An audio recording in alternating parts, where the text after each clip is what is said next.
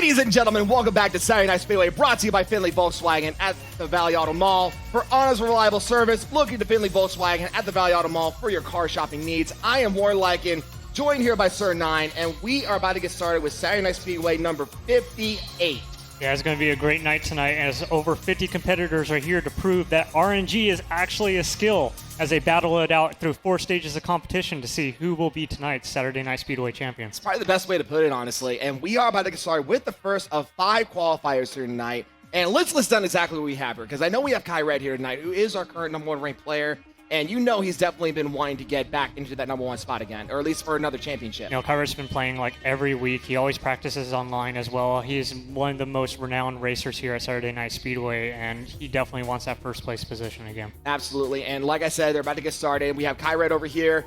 We also have Just Chris, Akira, Fire Lombax, Marshall Troopa is also another noteworthy name. Funny name, speaking of names, Vanny951, Primrose, Melly, Professor Spam, XII, which is 13, and Sick Pancakes. So, 13, I wonder if that's a reference to not Final Fantasy, but Kingdom Hearts, the organization 13. Hey, that's probably not a bad idea. Close enough, but let's also talk about Marshall Troopa. He's actually one of our OG players. He's been here since Saturday Night Speedway 0. So, but we have Kai right here on the screen right now, rocking out a classic Rosalina, Mr. Scooty, and roller wheels. That's very true. Bad luck with the red shell at the start of turn, so he's going to have to start mid-packing from the first lap. I mean, it's still not a bad idea, and especially on a track like Music Park, where, I mean, honestly, it's one of the more favorite tracks, just one, because of the aesthetics, because, let's face it, who doesn't like music? And 2, it's one of those tracks where you can really work really well as a mid-backpacker and still manage to make it in the front line if you manage to pull it right. Yeah, I mean, unless you do stuff like that. You know, he's warming up. It's his first race, first lap. I mean, everyone's going to make mistakes, but this track actually has an abundance of items, so you're able to kind of control where you want to go in this track. That's very true. And right now on screen is Funny Name, who's using a Mii loadout now with Sonic, which is actually kind of appropriate for a racing game like this. I mean, you got to go fast. Marshall Troopa in second place, rolling out a standard cart with rolling wheels as well. Red Shell got booed away, so he's going to be stuck waiting for this next set of items. And it's also standard for Marshall Troopa, because you have to realize Marshall Troopa is known as Marshall Troopa because he plays, well, Troopa anytime that's not Halloween, and when it is Halloween, he plays Dry Bones. Yeah, I mean, you have to remember, Marshall Trooper's been here for 58 weeks almost. I mean, the fact that he's been doing that for almost 2 years, he is the Koopa Troopa. That's very true. Right now, Funny Name is in first place, which is going to change right now because of the blue shell. You know, I like he didn't panic and kept the banana in his inventory instead of holding it out, so he's able to at least have something defensive trying to right buck into first place. That's true, and you see here that he is still fighting with Marshall Troopa at the top slot as we are getting started with the last lap here. So you see right now, he needs to have something to hit Marshall. Marshall has a banana. Actually, he burns the mushroom right now. So Funny Name's in actually a really good spot to kind of like take a cut in front of Marshall. That's true, but he still has to try to get past Marshall Troopa, and even if he does pass him up, Marshall Troopa does have a red shell to work with as well. You know, I suspect that red shell is not going to last for long, especially with that blue shell incoming. Marshall clearly got out of the way of that one.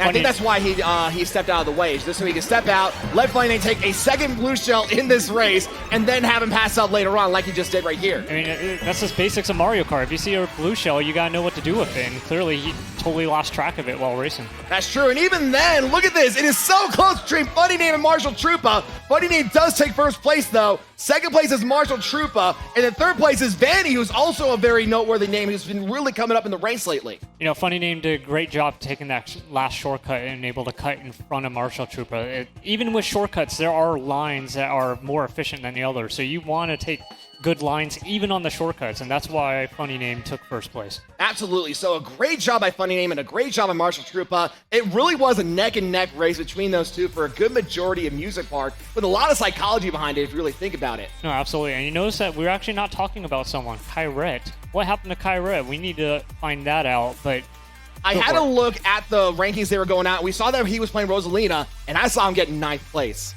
So not a great start for our number 1 ranked player right now. I mean, it's rough. I mean, this is one of the most difficult games to become competitive in just because there's so many different variables. It's not like League of Legends where you kind of know every single aspect of the game. This one, it's all RNG. You got to figure out what to do on the fly. Absolutely. And it's not like Smash Brothers where you have these matchups to work with and it's one-on-one, because usually one-on-one you can deal with that thing, little scenarios here and there. but you're dealing with 11 other people instead of just one other person. Even on 2-on-2s, it's still 2 other people in your partner, and still it just means so much more when they add so many extra players to that. And we are going to get started with the second qualifier, and it looks like it is going to be the Switch Rainbow Road. Another, not a fun track. It's actually, yeah, it's very technical. There's a lot of turns, a lot of S turns, a lot of 180 turns almost on this track. You have to know what to do. Funny Name messes up on the boost and immediately decides to start the bagging technique. What's bagging, man? So bagging is where you're intentionally going in the back of the pack. You're going in last place, just like how he is right now. The exchange, though, is that he's manipulating the item RNG to his favor. That way he can get better items in the back of the pack, like stars in this case, multiple mushrooms, gold mushrooms, sometimes even bullet bills and blue shells if the pack is that far behind. Yeah, so for those who don't know, items are actually distributed based off of your distance between first place. So while you may think that the game's based off of RNG, and you're not wrong, you just know that based off of your distance of first place, you can kind of manipulate what kind of items you want. And that's exactly what he's doing here. He fired off the star right before he hit the double item box, and he got another star and a triple mushroom, and then after he finished triple mushroom, he chained off, and now he has a gold mushroom to work with. Yeah, I mean, this is great for 9th place. He's actually not too far, but I'm taking a look at first place. Marshall has a commanding lead right now, doing a great job with his front running. It shows that Marshall Troopa has really put a lot of work in. He's, like you said, he has been in a bit of a rut lately, but knowing Marshall Troopa, he has that determination to really try to improve himself and get better. And this is a perfect example of it right here as he's trailing, he has a giant lead over Akira right now, who unfortunately falls off. I mean, that's a rough turn to be boosting off of. You can see he's spamming those mushrooms. On a track like this, sometimes you gotta space out your mushrooms. You can't burn them off that quick. That's true. And now a shot comes into play. So unfortunately for anyone who didn't fire the shot, they're going to be shrunk up a little bit. And Vanny also gets hit with the bullet bill as he's now stuck in the 8th, 9th place, while Professor Spam, who as you see on the left-hand side of his name, has that SRG logo. Sir Nine, what does SRG stand for? So obviously SRG stands for Storm Rush Gaming. They're one of the clans that competes here from Saturday Night Speedway. They're actually from UNLV. They are part of the 8-Bit Esports team. They come out here every week trying to show up. That's true. And we also have other clans to work with, PH being the Pirate Hackers, and Double P being Powerpuffs, which we'll see not only later on, like right now, but also later on tonight. Meanwhile, Funny Name, who's still, you saw he was in the back of the pack at the start of this race, is now at the front of the pack at the end of this race. You know, some bad luck today. Lightnings and blue shells hitting Marshall Troopa and Funny Name throughout this race. It is not looking good for them. But he's still holding his own, retaining 3rd place. I see that Kyret got 2nd place here. He's at King Boo up ahead. And then 1st place was this Link, which I don't even know what that Link was. It was Fire Lombax.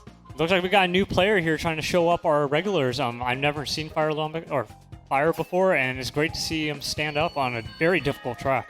Absolutely, because like I said, the Switch River Road is one of the more difficult tracks that you have here. And if you're able to stand up to the likes of Kyret, Marshall Troopa, and Vanny in this kind of scenario in one of the harder tracks in the game, that's definitely a good start.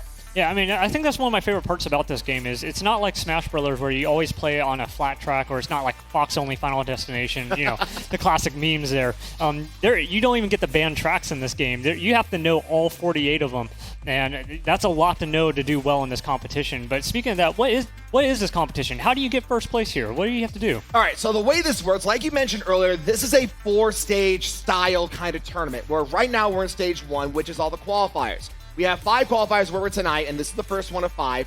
And then after you do your 4 races, and there are 4 races of each qualifier. After you do your 4 races, you get your points, and then you have that point total to work with. The way this works is that after the 5th qualifier, the best 22 racers who get the most amount of points automatically go to stage 3, which is our semifinals.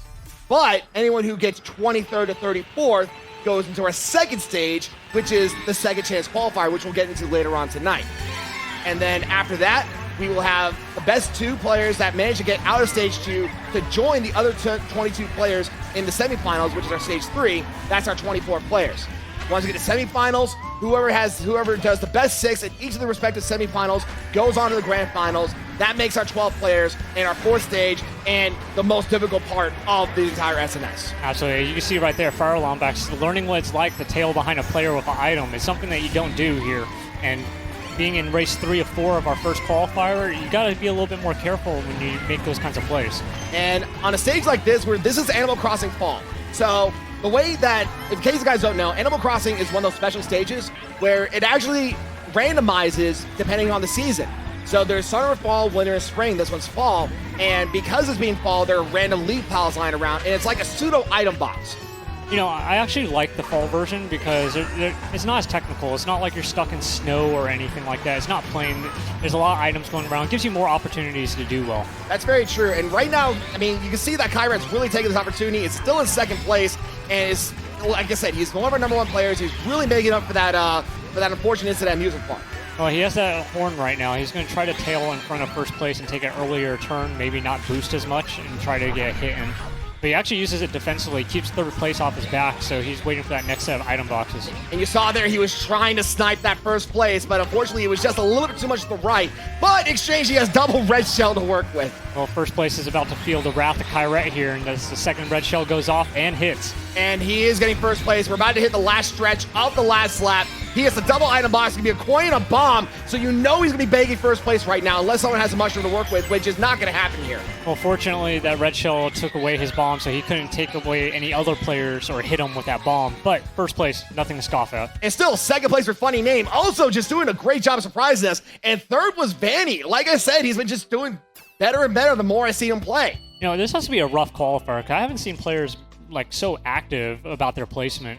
You see Vanny right there actually cheering just for third place. This is a qualifier. You're happy for third? What's going on? To be fair, though, he's paired with the number one ranked player here in SNS. We're talking about Kyrat. We're talking about the number one player ranked overall. We're talking about the person who has the most amount of SNS wins here in the arena. He has, I believe, 14 wins.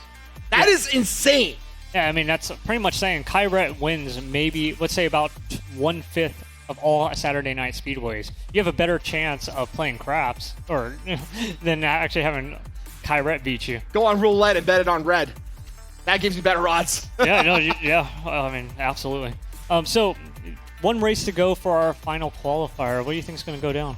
I think what's interesting is that the two people that surprised me the most has been Vanny, who has been staying in the top 3 slots the entire time, and I think I've seen him peak in 4th place once or twice also.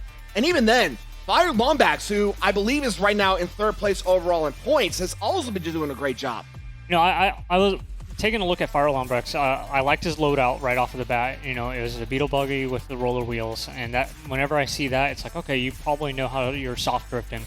And the fact that he was keeping up with all these players, I mean, that's pretty solid. I think what's interesting also is that he's actually using Yoshi also, who's a more accelerated base character. He's not like super light like a Lakitu or a baby character, but he's still better accelerated base compared to a lot of other racers, and still has a decent top speed to work because he's not a light. Yeah, I mean, I would say that the mid characters, not the light, not the heavy, but the mid usually works really well in the mid pack as well, just based off of top speed and acceleration. So the fact that he's playing a mid pack really well and able to use his items to get into first place or the top 3, it's great stuff. I think that's another thing that's a good thing to note is that his item manipulation is item RNG, and he's able to manage his items well enough, not just to panic. Like if he gets hit by an item, he doesn't panic and then just fires off the item button immediately. He still takes his time and he hits his moment when he needs to. And that's a good definition of a great racer here, especially if you're one of the ranked players here. Yeah, so tip 101, or I guess pro play 101. One of the hardest things that players try to get accustomed to is revenge shotting. So essentially, you just got hit. Most players immediately fire off an item. If you want to be a better player at Mario Kart, sometimes you have to hold it. Just wait a little bit. That's very true. And for those of you that are in the arena, we actually have some weird. I don't know how I can't mention that. We have a lot of food and drink specials offering here during the tournament play. If you are here in the arena, so as the bartenders that we have here, and one of the bartenders personally. And Sir Nine, I want to bring the camera back up here real quick. Sir Nine is showing some of this very good food, honestly. I'm actually getting kind of hungry now. Stay away from my food, okay? You better keep a good eye on that food. You got your Red Bull over there, okay, man? This is mine. Well, let's not look at the Red Bulls, because the amount of Red Bulls I drink a night here, some doctors are wondering why I'm alive. Let's put it that way. It's okay. We're all here to have a good time on Saturday Night Speedway, and obviously, a little shout out to our bartender, Frankie. Today is his last day. He's actually been with us since the first Saturday Night Speedway. Yeah. So I'm going to miss him. Yeah, Frankie and I, like I said, I started coming here about a year ago, and Frankie was the first bartender I had, and we just clicked immediately, and it's going to suck not having him. So, Frankie, we love you, man, and we're going to miss you. Yeah, shout outs to Frankie for taking care of our crew here. There's not many bartenders like him. He's one of a kind. He is one of a kind without a doubt, and I know him and I were talking before the tournament started, and he has a lot of endeavors. There's a lot of plans working with, and I really hope that they do pan out very well for him. Yeah, so getting back into the actual action, because we are still on qualifier 1 here. We're taking care of some technical issues. We'll be back into racing really quick. But Professor Spam, what do you know about him? Tell me about, since you're always in the community, what do you know about Professor Spam? I mean, to be fair, I don't know that much about certain people, and Professor is one of those anomalies, honestly. He has a lot of good potential to work with. I see him usually pop up in the second chance a good amount of times, so it's going to be very interesting to see how he's going to work as more time passes by here in SNS. Meanwhile, though, we do have Vanny here. We're starting on the last race of the first qualifier, which is Crumble Volcano, another annoying track, if you want to find words for it. No, Vanny got really lucky because you got Kyrat literally bumping heads with him, trying to back or trail an item to hit Vanny. Vanny was really fortunate not to get hit there. I think what's interesting also is that Vanny is also using a very interesting character in Daisy. Daisy's not usually one of those characters that we see here a lot. We usually see King Boos, we see Dry Bowsers, we see Roy's, Metal Mars, a lot of the more heavier characters, and then every so often we see the opposite side of that complex, usually like Koopa Troopa and Marshall Troopa, or a baby character like Baby Rosalina, but not Daisy. And Daisy is definitely not a normal character, but I think it works better with the loadout that he's using right now. He's using a bike, which has a very different kind of turning compared to other four-wheeled carts. I think you mentioned before that it's more of an inward style kind of bike. That way you're actually able to get to the inside of the curve a lot easier. Yeah, I mean, you don't have to take a wide turn or if you think about it, you just kind of like when you drift, you take an S. Or lightning goes down to fire right there. I don't think it's going to affect them too much because they already passed the item boxes. I think what's impressive also is that Fire Lombax is right now fighting in the top 3 slots. You see Marshall Troopa is ahead of him. We see another couple of unknown players. I think I saw Vanny with the Daisy right beneath him.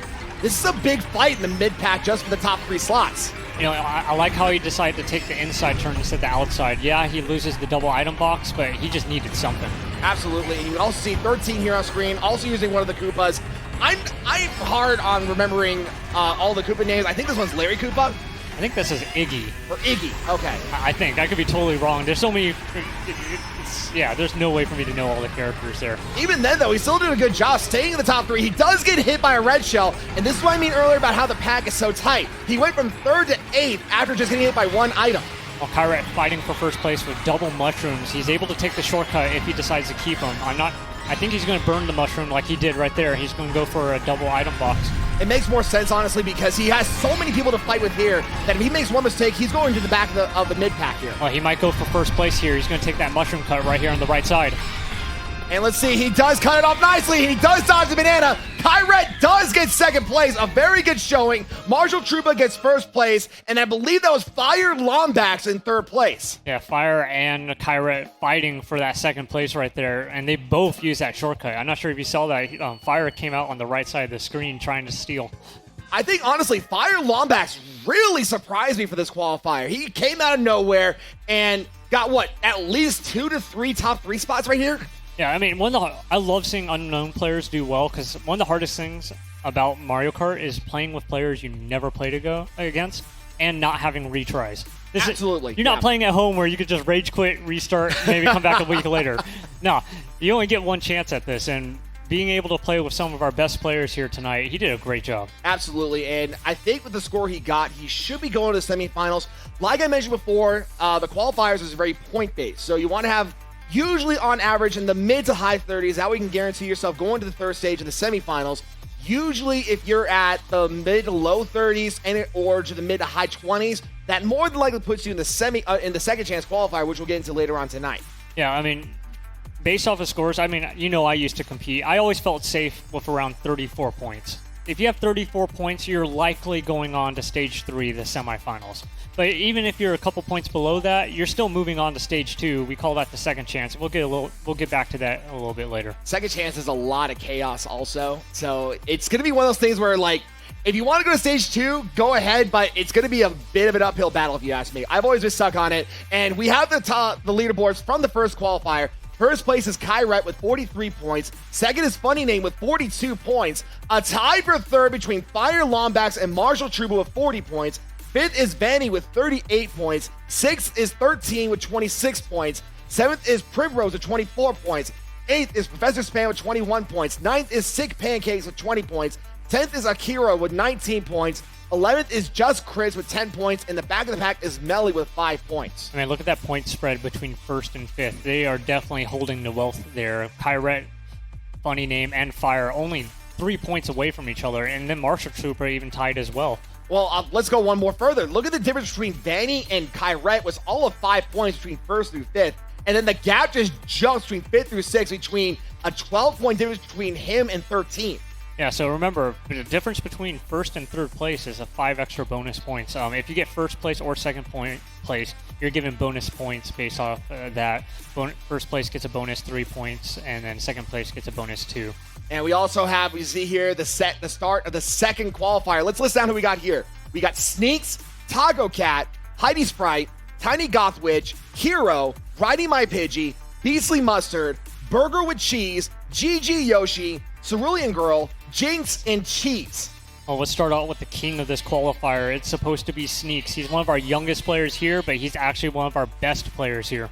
Yeah, he is 11 years old. I think he had his 11th birthday about a month ago, and he won his first exclusive SNS on his birthday. That is a very unique moniker to put in, if you ask me. Man, it's not easy to win Saturday Night Speedway. This is its own kind of battle royale, but even worse, it's battle royale with the most RNG out of any game you've ever played. Absolutely, and I think what's also interesting is that this is actually a very, very stacked qualifier, because let's also list down who we got here. So we see here, we have Hero and Riding My Pidgey here, and you see these black and green jerseys. These are the Pirate Hackers. These are known to be some of the best players that we have here in Las Vegas. If you have that black and green jersey, that means you deserve that black and green jersey. Yeah, we had a special exhibition last week, Pirate Hackers versus Storm Rush Gaming, and Pirate Hackers absolutely raided them.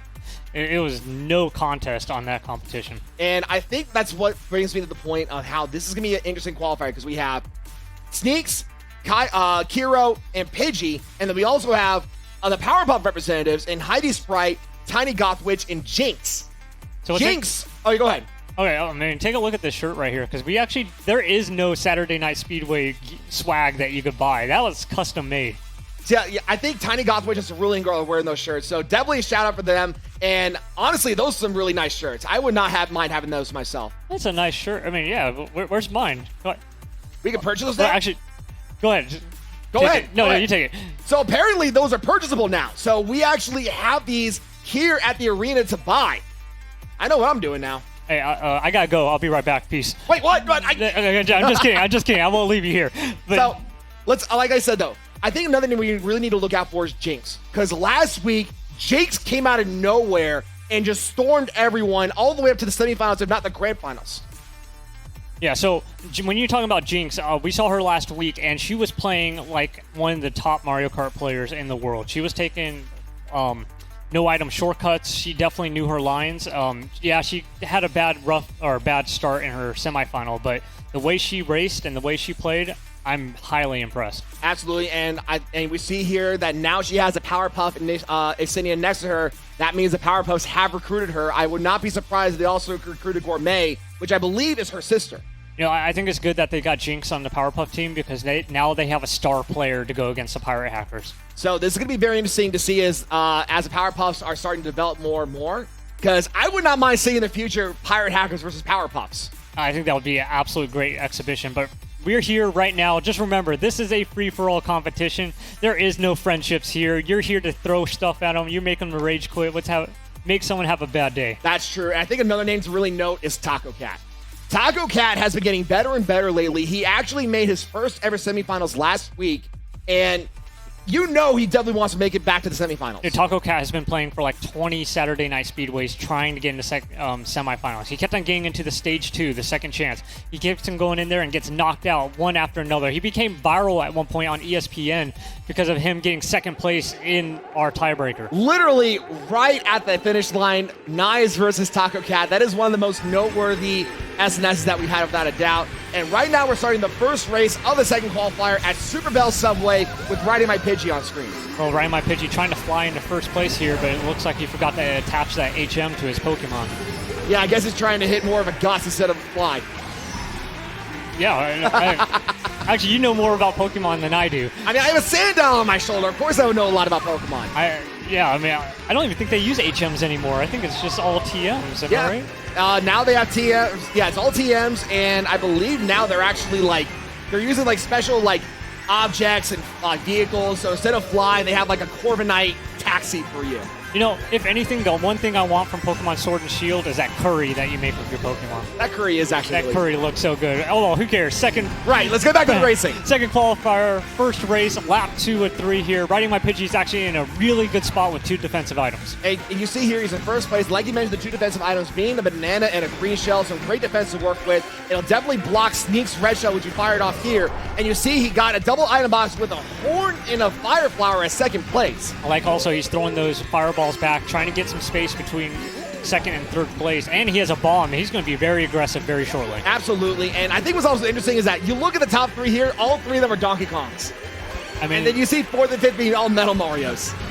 I mean, well, Sneak's getting a rogue green shell, it looked like. Cheese here with a boomerang, and he doesn't have anything to hit first place, but that blue shell hopefully slows him down. Looks like it didn't, because you see the Donkey Kong minimap, Pidgey's icon did not spin out. That means he had something to block himself with, maybe a mushroom or a sound horn. Great awareness right there. He pulls out that banana really quick and saved his life in this race. That's true, and now we're at the last curve. Pidgey only has a coin of banana, but he's going to have that coin of the banana to defend with. He's getting first place right here. A good start for Pidgey. Second place is going to be, it looks like, I think it was, it was Sneaks.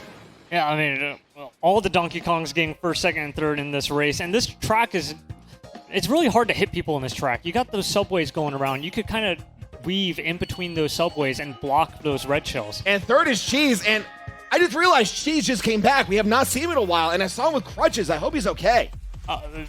Hey, you know, you don't need to walk to be able to play video games, man. You can still be the best. I mean, that's true. I mean, as long as you can game with your hands, that's all you need for the most part. No, so, I mean, nice to have you back, Cheese, and I hope you get a speedy recovery with whatever happened to you. That sounds so... we hope the best for Cheese. That sounds so mean. You're just like, oh, whatever happened. What are you talking about? I mean this in the nicest way possible. There's no way to make that sound nice. Whatever happened to you, hopefully you get better. Well, because I don't know what happened to him. We'll find out what happened to Cheese after the break, but we're still a whiles away from that one. Qualifier 2, we still have 3 more races to go right here. Sneak's doing a great job in the first part. Taco Cat not having a great start, but Riding My Pidgey representing Pirate Hackers first place. Along with Sneaks as well, because I think what's interesting is that we have 3 Pirate Hackers in Pidgey, Sneaks, and Kiro, and then I think we also have another 3 Pirate Hackers in Jinx, Tiny Goth Witch, and Heidi Sprite. Yeah, also want to give a shout out here to Cerulean Girl. She's been playing here for a long time. One of our older competitors here. Comes out and hangs out with us every week. Cerulean Girl right now, she's kind of being a proxy for Run 5K, who is her husband. Unfortunately, Run 5K has a hand injury himself, so he is going to be out of commission for a little bit. But I do hope he does recover really quickly as well, and we hope to see him back on the track. No, I absolutely want to see Run 5K back. He's one of the nicest people in this community. I can promise you that. He's probably in the chat right now. You can always say hi to him. Absolutely. And right now, we are getting started with the second race of the second qualifier, and it is at Cheap Beach. Now, so Cheap Beach, it doesn't look, it's really wide open. You'd assume it would be like a lot of shortcuts similar to Dry Desert. But nah, it's very narrow. You don't really have much opportunities for that. So I feel like as a bagger, you have much more advantages just because you need better items to progress. Absolutely. Either if you're a backpacker or a mid-packer, like you're always in the middle of the pack, but you still get some decent items. I mean, you're not getting like, stars and bullet bills all the time, but you still at least get like triple green mushrooms or triple regular mushrooms to work with. I mean, you idealistically want triple mushrooms into the triple red shells. Great shot by Cheese right there with those green shells. And you see, because of that good shot, he did into 6th place. Meanwhile, Cerulean Girl, the name we mentioned earlier, she used the mushroom to get through all the dark coral and is now in 3rd place. All right, this is great. And she has the super horn. Not going to use it on that blue shell. Clearly wants first place to get hit. Absolutely, and you see she's going to use it right about now to defend herself from that red shell, and now she's in 2nd place. She's trying to catch up to Sneaks, who's now in 1st place. That was a great timing right there, dodging the shell behind him, and was able to make sure 2nd place wasn't able to recoup or get past the iframes. That's very true, and now you see here she's going to the glider section, gets an item box. Meanwhile, Sneaks has some great defense, double banana. Double defense is always the best when you're in 1st place. Boo takes away 1 item, which is also very dangerous when your defensive item is in your 1st slot. That's true, but right now he still has that 1 banana to work with. He's probably going to hold it right here, get another item box to work with. Oh, he goes for the double and drops a banana. Oh, even worse. Okay, so he has a lot of distance, so that blue shell doesn't matter, but he has that bomb. Just stand by, watch Sneaks. Throws it off, hits he no might one. run off a little too soon! Unfortunately, that does cost Sneaks first place, but he does get third place as Cerulean Girl passes her up, and Pidgey gets first place. Sneaks does this every time. He always uses that bomb and tries to hit someone in like some kind of like a cocky play, and it always backfires on him. That is that arrogance, it can work for you, it can work against you. And like you mentioned, that arrogant trend that he's been in, has been starting to really backfire. He needs to really be a little more humble. You know, when you're in first place, your job is to be defensive. You're the front runner. You don't want to get hit. So, you know, the fact that he got hit by a blue shell, I would have waited a little bit closer to the finish line before I would have thrown that bomb. Absolutely, especially since he had that giant lead before he got hit by that blue shell. He could have held it maybe just a second longer. And even then, if he got hit by the red shell, he could throw the bomb out just in time to get away from the explosion as the red shell was going to hit the bomb instead. Yeah, I mean, that first place was definitely his, and he threw that one. But he's still a great racer, and he definitely is learning from his mistakes. Absolutely. I mean, he is ranked number 2 for a reason. And right now, we are going to get started with the third race of the second qualifier, and it's Mario Circuit. Yeah, I mean, this is probably one of my favorite tracks, just not because it's symmetrical, but the fact that the shortcuts take place on opposite ends of this figure 8. That's very true. We'll see that later on. Right now, we have Riding My Pidgey on screen. He's just doing a great job. He's 2 for 2 on first places right now.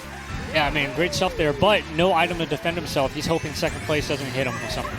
But I think what's interesting is that you see he's not just going to throw off a coin right now. And why is that? Because he wants to get, every time your second, okay, if you're holding a coin, your second item is going to be defensive. So you always want to hold that coin. Also, when you hold that coin, it prevents a boo from taking your second item. That's very true, and it really backfires with a boo if you really think about it, because if they get a coin, like if they're in the back of the pack, they get a boo, they steal the first place item, it's a coin, they're like, what am I going to do with this? Yeah, so like right now, you see Riding My Pidgey, coin and banana. That's actually, it's not the best result, but if a boo takes away his coin, he still has something defensive. That's true, and right now, Sneaks is on screen. He's right now tailing with this Pink Peach here, and with Riding My Pidgey also ahead of him. Oh, double red shells are about to go out to first place. Just been fired. Sneaks hanging out in third and just kind of using that to his advantage. And we also see that Rose Gold Peach, I believe that's actually Jinx up at the front of the pack right now. Yeah, I mean, like I said, Jinx is probably one of our best players I've seen to date coming out of nowhere last week. Absolutely, and I really hope that Jinx really keeps this up. I mean, she's now in the Pirate Haggis for a reason. We can tell here. Unfortunately for Jinx, what she was trying to do is that she was trying to manipulate the blue shell to go after Sneaks instead, but the blue shell's like, you know what? Nah, I'm going after you right now. Yeah, I mean, she backpedaled way too late. When you got to keep an eye on your mini-map. And unfortunately, Shot comes into play as well. Pidgey, who, I don't know what happened. He seemed to like stop for a little bit, go in the grass, and go out of the grass. So he drifted into the grass. He took the turn too early. And whenever that happens, you have to kind of hop your way back out, wait for you to speed up, and then start your drift again. That's true. He did get some good luck not getting hit by the explosion of that the blast radius of the bomb. Gets double item box in 5th place, gets a fire flower and a mushroom to work with here. You know he wants to get back to that front of the pack and try to get back to the top slots. Interesting how he threw that forward instead of behind him. There was no one in front of him to really hit. That only gave him one place. Cerulean Girl whip a mushroom. Can't take a big cut, but Kiro here in first place. Nothing to contest. You know, Kiro sneaks. He was trying to be arrogant with the bomb, trying to hit him with the bomb snipe, but it went past the finish line. So Kiro does get first. Sneaks gets second. It looks like Heidi's probably maybe a little upset. And I think third was Cerulean Girl. Yeah, I mean, Mario Kart brings out the best and the worst out of everyone. But you have to remember, like everyone forgets, this is Mario Kart karma. That one time, maybe 5 years ago, that you hit your best friend, it's going to come back here. Yeah, I think that's probably the best way to put it. I think, because, I mean, I'll admit, like, back when I was in Virginia, I was like that with my friends. I was always front running, getting first place, like, all the time. And then I get here, and I get hit with, like, everything anytime I'm down on the track. Yeah, I remember, like, back in the original SNSs, like 0 through 10, I used to talk a lot of smack for no reason. And I learned very quick that talking smack, everyone kind of looks for you and tries to hit you. So I've heard the legends of your trash talking, and because I came in around, I believe, like SNS 25, I think was the first one I came in here, and I heard the legends of Sir Nine's trash talking when I got here. Yeah, I mean, I used to be pretty toxic back then. I mean, I still am a little bit, but I try to be nicer to our competitors until once you hit finals. Once you hit finals against me, I'm sorry, but I'm not being nice anymore. And I don't think anyone's going to be nice on this last race of the second qualifier, which is Ribbon Road. You know, Ribbon Road is one of, they did a phenomenal job redoing this map from the Game Boy Advance. If you ever played this track on the Game Boy Advance, it's very flat. Yeah. Super Circuit was a 2D Mario Kart game, so the fact that they brought this whole 3D into life, that, like you're in this little toy shop / like slot car, Hot Wheels looking thing, it's so cool to drive through. I think because I believe, if I recall correctly, the Mario Kart on Game Boy Advance was actually modeled off of Super Mario Kart, which was the first ever Mario Kart that was made. And that one was also like super flat, just super 2D. So, like you said, I do have to give the producers props on how they made this one. A very good remake. Yeah, great job just reinventing this track from almost nothing, if you think about it. Oh, unfortunately for Kiro, though, not great for him as he does fall off the shortcut. But you see now he's staying in the back of the pack so he can get better items, while Beastly Mustard is trying to get past his mid-pack and try to get the top 3 slot for himself. Yeah, Kiro immediately knew he had to backpedal because that shortcut mistake was a huge deal. And you saw what happened there. He went from about 2nd or 3rd place all the way back to 10th. And you know he's got to really recover some ground because of that. Yeah. Beastly Mustard with 3 green shells, he's able to at least play defensively into the next set of items. Burger with Cheese burns off his mushrooms for a double item box. Not going to help him out too much. He needs more red shells. I mean, he has the 1 red shell to work with. And he's probably going to use it to bank himself 2nd place. Anyone tries to pass him up, he's going to throw the red shell and be like, nah, you ain't passing me right now. And you see Sneaks, who did fall off, it looks like, is now, and also switches loadout to Dry Bowser. So a lot of things just happened right there. Sneaks fell off the track. Sneaks misses a double item box, and now he's in 2nd place because of that defenseless. But even then, you see that Sneaks he's still drifting left and right, so he can get some small boosts here and there, and he's still trying to nip at Burger with Cheese heels here. Well, he got lucky with that red shell, so he's able to chain. Double item boxes are coming up. He's going to chain that very shortly. And you see here, he's still trying to get past him. We see that he did throw the. I think what happened was it actually hit Burger with Cheese on the side, and because of that, Burger with Cheese had to fall off. Yeah, I mean, red shells won't always attack directly behind someone. If you're at an angle, you could kind of bank it into him. And that was a very well-timed move on Sneaks' part, and because of that, he has 2 defensive items. It's going to take a lot for him to break it. I don't think it's going to happen. It looks like Sneaks is getting 1st place. What happened there? He threw that shell just a little bit too early, got hit, but he was so far ahead it doesn't even matter. What's interesting, though, is great job by Sneaks taking that shortcut because only 2 out of the 4 players who actually took that cut made it through. And meanwhile, Jinx gets 2nd place and Cheese gets 3rd place. I think is that a 4-way tie? I saw 432 scores. That's a 4-way tie between 3rd through 6th. That's 32. So I'm not even sure if that makes it a semis. That is probably a 2nd chance score, or they're trying to get into a tiebreaker for our stage 3. Or maybe let's say a tiebreaker. Oh, we'll talk about tiebreakers when we get to it, if it happens. No, let's talk about it, actually. So what is a tiebreaker? Because obviously we have 4 stages of competition. What the heck is a tiebreaker? So tiebreakers are these extremely rare scenarios where at the top 30, the top 22, say we have like this 32 point is a cutoff, and we have 2 people who made it who are 21st and 22nd, and the other 2 people who are 23rd and 23rd all got 32 points. What happens is they have to do a tiebreaker race. And tiebreaker races are always staged at 200cc Baby Park! You can hear like all the players moan when you say that, because Baby Park is one of the most difficult tracks just for the sheer amount of RNG ever. But, take a look at the leaderboard here. Like you were saying, there's a lot of ties going on. So, 1st place was Sneaks with 49 points. 2nd was Riding My Pigeon with 48 points. It was a 3-way tie between Cerulean Girl, Jinx, and Cheese with 32 points. And Kiro with the 1 point being in 6th place with 31.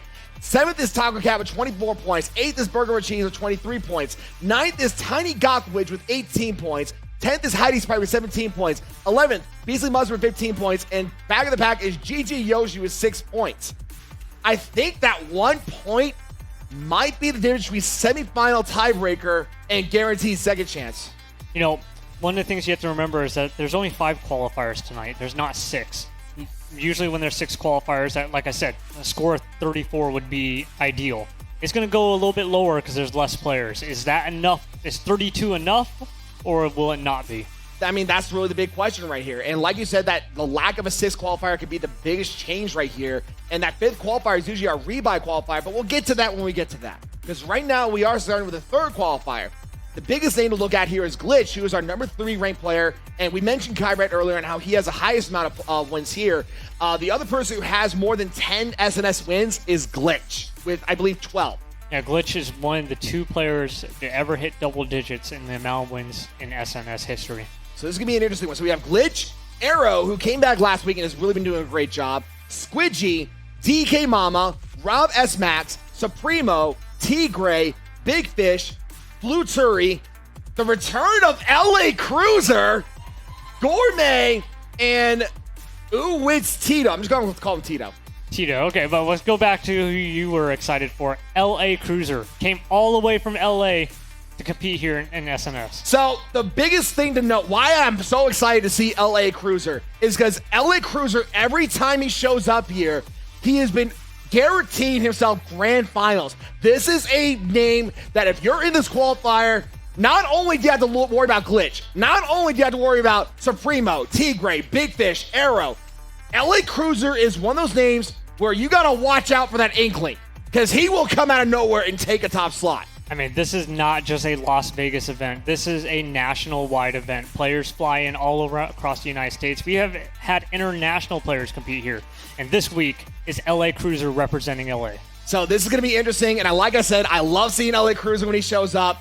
A great time to see him and his family. So welcome back to LA Cruiser. Well, I mean, he's wearing that Lakers shirt, so we already know he's not going to do about that well. Dude! Sir Nine, you just love talking trash, don't you? I'm sorry. You know, it's okay. I mean, it's just like the Chicago Bears. What do you have to do about the shot? What is your deal with the Chicago Bears? I mean, they're And what do they have to do with the LA Lakers? obviously, come on, the Bears are the best team in the NFL, so I wanted to compare the Lakers to the Chicago Bears. I'm not saying anything to that. LA Cruiser, you know I got your back. Just whatever Sir Nine says, I am not opposing or with him.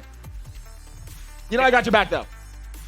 So, looks like I will definitely have to take valet parking out of here before I get beat up. Oh, absolutely. But, third qualifier here, I would say that LA Cruiser is probably taking this away.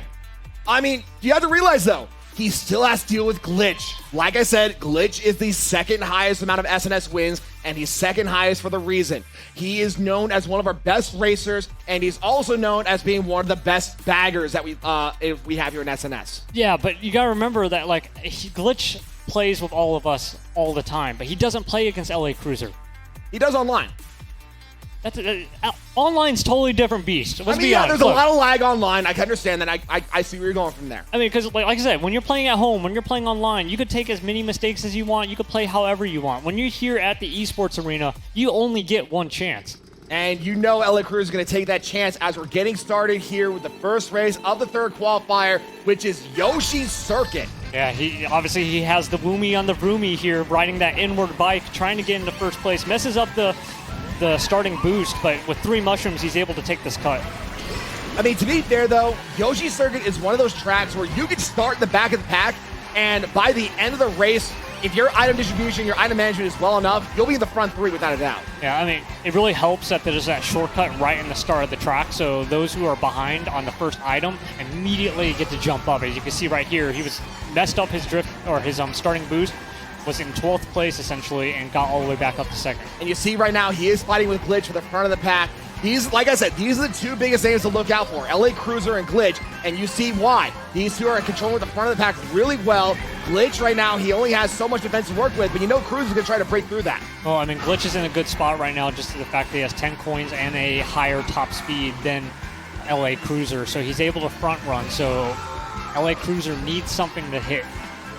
And right now, though, on screen is Big Fish. You know he wants to try to pass up LA Cruiser, but he only has so much to work with. He got really lucky that other Roy did not fire the sound horn when he was right next to him. It's always scary to be next to someone who has a sound horn because they will fire that off on the fly, and it has such a huge area on attack. You can't really dodge it or escape it. And you see here, though, he did get lucky. I will say he was lucky getting double item box with 4 mushrooms, but then the shot comes into play. He loses all his mushrooms and gets stuck in the grass and is behind a tire, has to back himself all the way up. And that's just bad luck with lightning, but welcome to Mario Kart. We got Blue Shell coming into first place right here. Looks like LA Cruiser is going to capitalize on that. Absolutely, and you see Glitch. He was trying to stop so LA Cruiser could get hit with the blast radius. but LA Cruiser was just out of the radius. Now he's in third place, while Cruiser is now in first place, trying to cruise into first place. Well, there's only one more set of item boxes coming up, so LA Cruiser really needs to be careful about that. I don't know why he threw both items. That's really risky. No, that was smart, because he knows people are going to try to take that little item shortcut. Oh, the bomb! The bomb changes everything! Cruiser is now in second place. That's going to cause it looks like Tigray capitalizes on that and gets first place. Way go to Tigray. Second is going to be LA Cruiser, and I believe third is going to be Glitch.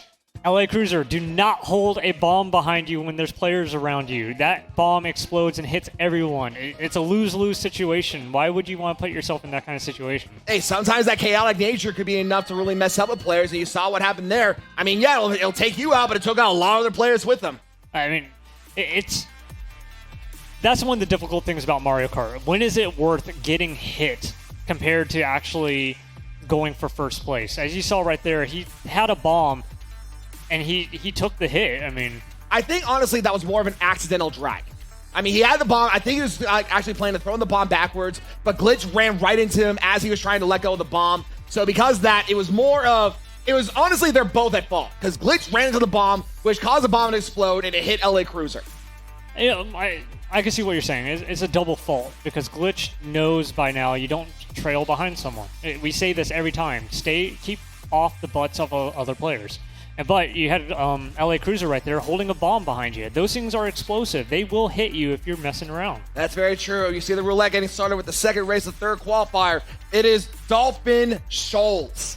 Well, it is the least favorite track here in Saturday Night Speedway, only according to me. Doesn't mean too much. But the reason I don't like this track is because you're completely underwater 90% of the time, which affects how your steering on the track goes. That's very true. And I think, honestly, a lot of people don't like this track because it has a SNS history of being known to be hit by the randomizer a lot. I think one SNS, it was shown to be, like, Dolphin Shoals was hit like 4 or 5 times in one SNS, I believe. I think the most dangerous part about this track is it's really good for people who have lightning. They are able to time that shock on the last turn of the track. There's no item boxes to save you, so you could kind of plan who's getting first and who's getting last. That's very true. Right now on screen, though, is Glitch, who's in first place. You know, after what happened at Yoshi Circuit, he wants to get back at that top slot, especially after all the item RNG that really backfired on him there. A lot of red shells going in. Great job by Glitch being able to throw the bomb behind him before that red shell hit mid-air.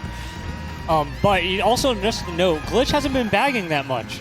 I think that's interesting. He's actually doing a lot of front running. I mean, that's a very valid point, because like I said, Glitch is known to being that bagger who will sit in the back, get the better items, and then just jet in the first place out of nowhere. But it's a good change of pace, honestly. I'm actually impressed. And we got Gourmet here, second place. She actually did really well last week as well as her first time competing. Throws off the red shell, trying to get another chain. Not going to help out too much, but great defensive items. Absolutely, but look at the gap between Glitch and Gourmet and LA Cruiser. There are just 2 giant gaps between first and second and third. That's kind of good for Gourmet, because she's probably going to get a lot of mid-pack items and can keep on throwing stuff behind. So if she wants to go for second, she can, or if she wants to try for first, she'll have the items as well. And we see also here, LA Cruiser at third place gets a boo. That's usually a backpack item, and he gets it in third place. So that's a very valid point that you mentioned here. Great stuff by LA Cruiser right there. He knows he has the boo, saw the blue shell, just said, screw it, I'm going forward. That was a very smart move, and that boo makes you invisible and technically invincible, but it doesn't have that, like, that when you hit someone, it just hits them off like a star would. Yeah, but like the fact that he made Glitch, who was so far ahead in first place, Gourmet so far ahead in second place, stop for so long and be able to get into first place. This is great for him. Absolutely. You see he got the 2 item box, has a coin and a green shell. He flips the coin immediately, though. No, I mean, I would too. I want any kind of item that you could get to defend yourself, go for it. That's very true, and he throws it backwards as he gets first place. Good job at LA Cruiser getting first place. Second place was not Glitch. He got third place, and it looks like second place was Gourmet. Yeah, I mean, well, 9,000 IQ play by LA Cruiser there. This is why I say when LA Cruiser shows up, people have to take notice. This exact reason right here. He knows how to run the game. He knows his lines. He knows how the tracks run. And this is the perfect example of getting first place here and second place at Yoshi Circuit. Yeah, overall, that was such a good play. The fact that he saw the the blue shell so far away. Notice his competitors already stopped. That's great map awareness. And not only that, being able to use the items to his advantage, staying in that boo and being invisible and invincible to the blue shell, that's one of the very small ways of doing a blue shell dodge. And you know, now that I think about it, the players had no idea because he was invisible. I mean, yeah, we could see it, but the other players won't even know like that someone passed them. That's true. They're probably sitting there like, what just happened? That's true, and that's what happened. And it looks like we're going to start with the third race, the third qualifier. I'm not a fan of this track. It's Sherbert Land. Sherbert Land, I mean, the only reason I like this track is because Sherbert Ice Cream is actually really good. That it is. And what's interesting is that LA Cruiser is bagging? No, I think that was just a mistake. I've seen a lot of players mess up on their starting line boost. No, but LA Cruiser is one of those people where he knows when to press a button for the jet start, and he's done it twice now. I mean, we saw it happen at Yoshi Circuit, and he still managed to bounce back, but I think I think that one was a genuine mistake. Even I make silly mistakes like that all the time. But what's interesting is the reason I say he wasn't bagging was because after he made that mistake, he didn't wait. He immediately kept on going. That's true, and he is still about 5th or 6th place, has a total of 4 shells to work with, too. You know he's going to use that to his advantage. Yeah, I mean, no red shells coming after him. He's able to stay defensive. Supremo, 2nd place. 2 defensive items as well. Doesn't have anything to hit 1st place, but he's probably going to send some chaos and kind of split the difference between 2nd and 3rd. Absolutely. You see, like I mentioned, the gap is starting to spread a little more and more between 2nd and 3rd place, and then between Supremo and Glitch. But red shell comes into play, blocks off. Oh, Supremo gets hit by the blue shell's general direction. Dude, that was Supremo's chance to cut across ahead of Glitch, but oddly enough, Glitch also stays behind, waits for a better item. Unfortunately, though, as the iron roulette was going on, he got hit by the red shell. Now he's in 3rd place, and he falls into the water. That's usually a bit of a slower path, though, isn't it? Yeah, obviously that blooper was all over his screen. He accidentally cut way too early, but he has a bomb, so he could cause a little bit of pain coming up. That's very true, and I don't think he threw the bomb a little bit too much to the left because it's not going to really hit anyone. Tigray, who really surprised on Yoshi Circuit, was in 3rd place, but he's going to use that mushroom to bounce back. Oh, but a bomb hits LA Cruiser, Tigray, and I believe that was Glitch also. Supremo's back up in 1st place. Huge diff. I don't think there's anything catching up to Supremo at this point. It's going to be very difficult, and you see here, as long as he makes no mistakes, you're okay. Oh, he drags the shell onto the Freezy, and he gets booed away his coin, so he is itemless, but he's going to be perfectly fine. He can sit at the finish line if he wants to, but he's not going to be cocky like that. He's just going to get 1st place. And you saw that blue shell. It went after 2nd place set, which is unfortunate for Big Fish. Well, Big Fish was in 2nd place, and it was almost guaranteed, but because 1st place crossed the line just quick enough, blue shell went for 2nd place instead. Then 2nd place instead became Glitch, and 3rd place became Gourmet. Very unfortunate luck for Big Fish. And LA Cruiser taking a commanding lead still, 36 points in after that qualifying race. Absolutely. And I think, like I said, some bad luck on the blue shell. So for those that don't know how the blue shell works, it automatically usually targets 1st place, but if it's at the last lap, it targets whoever is still actively racing, who is at the front of the pack. So that's what happened to Big Fish, unfortunately. Yeah, on the final lap, you have to be careful because once someone crosses that finish line, they are no longer valid for getting hit. So if the blue shell is still behind another player, someone's getting targeted. That's true, and we see the roulette getting started with the last race of the 3rd qualifier. It is Excite Bike Arena. A lot of people nickname this Big Boy Baby Park or 3B or 3BP. Hey, this is the better version of Baby Park, just for the fact that no, I know you're mad at me, but it's okay. Hear me out. I mean, there's a lot more technical skill when it comes to Excite Bike over Baby Park. Baby Park is just rolling some dice and hoping you get lucky. Yeah, that's why it's fun. That's why I love the chaos that is Baby Park. I mean, sure. Yeah, I mean, you're not wrong, I guess. I mean, no, you're blatantly wrong. No, you're blatantly wrong. No, you're wrong. No, you're wrong. Anyway, on screen right now is Gourmet, who is right now getting in 1st place. I think what's interesting is that do you know what kind of bike she's using, though? I do not know what kind of bike that is, but it looks like an inward bike from what I know. And that's what it looks like. And she does get the double item box, has a coin and a banana to work with. She's going to use that banana to protect herself from the red shell. Now it's completely itemless. I think the reason why people call this Big Boy Baby Park is because, 1, it's the oval shape like Baby Park usually is. And 2, it still has a lot of chaos, but it's a lot more controlled like you usually said. Gourmet unable to fire off that bomb behind him fast enough. Gets knocked all the way back to 8th place. Yeah, gets swallowed into the pack. And in 8th place, though, you get better items to work with. And in this case, triple red at 8th place. You know she's going to hit a couple people with that. And you can see just people getting hit mid-air left and right here. Throws off all 3 red shells, but still, why are you leaving yourself defensiveless? You've got to be a little bit more cautious of that. That's true, and you also see Arrow on screen is in 5th place, another Inkling player, so you know there's a bit of an Inkling rivalry between Purple Inkling and Blue Inkling between LA Cruiser and Arrow. There's no rivals with Inklings because all squids are created equal and they're all better than any other character in Mario Kart. I mean, this is coming from a Splatoon fan, though, so you're kind of biased when you ask me. No, I'm not biased. We just know that Splatoon is the best game out there, in my opinion. So, Big Fish, red shell coin, first place, not the best place you want to be in because you want to get that coin in your first slot, not your second. Even then, though, he's still going to drag it in case anyone tries to sneak up behind him or try to pass him up. He can throw it and guarantee himself a hit. Aside, unless that person ahead of him gets an item to defend himself with. I mean, you have to remember, too, that, like, oh, screw what I'm thinking. Blue Shell's coming up. He's about to lose his defensive item. Oh, boy. And Blue Shell's going to come and play right in front of the finish line. Now he has no defense, but he's still going to try to pump up. He says, oh, no! Big Fish, no! The item RNG is out for Big Fish as he goes all the way back to 5th place. You gotta keep your items in. The blue shell will destroy any item that you're holding behind you, and if it's not in your second item slot, you're just gonna lose it. It looks like first was Supremo, second was Glitch, third was one of the Donkey Kongs. Ugh, that was cringy to look at, unfortunately for him. It's a rough track. You have to remember that it's like freaking 20 seconds of straightaways. It's like you're racing on a bowling alley and you're asking like no one to bowl you down, and then you're even worse, you're a pin and they decide to put the bumpers on the side. That's true, and I think honestly what makes it worse also is that last turn in there were no items to work with also, and he lost all his items to the blue shell, gets hit by another item, and just gets swallowed into the pack. Just some very unfortunate luck for Big Fish, not only at Excite Bike Arena, but also at Sherbert Lane with that blue shell at the last lap. Now, blue shells are a major factor in this game because if you want to go for first place, eventually you're going to get hit by one. You need to know what to do when you see a blue shell.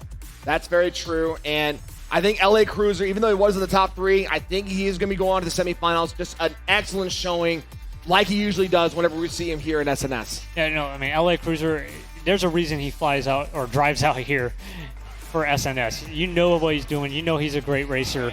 And you can see in the scores right here, Supremo 47th place, Glitch 44, and LA Cruiser with 42 points. Not only that, Gourmet getting 37 points is also a great showing.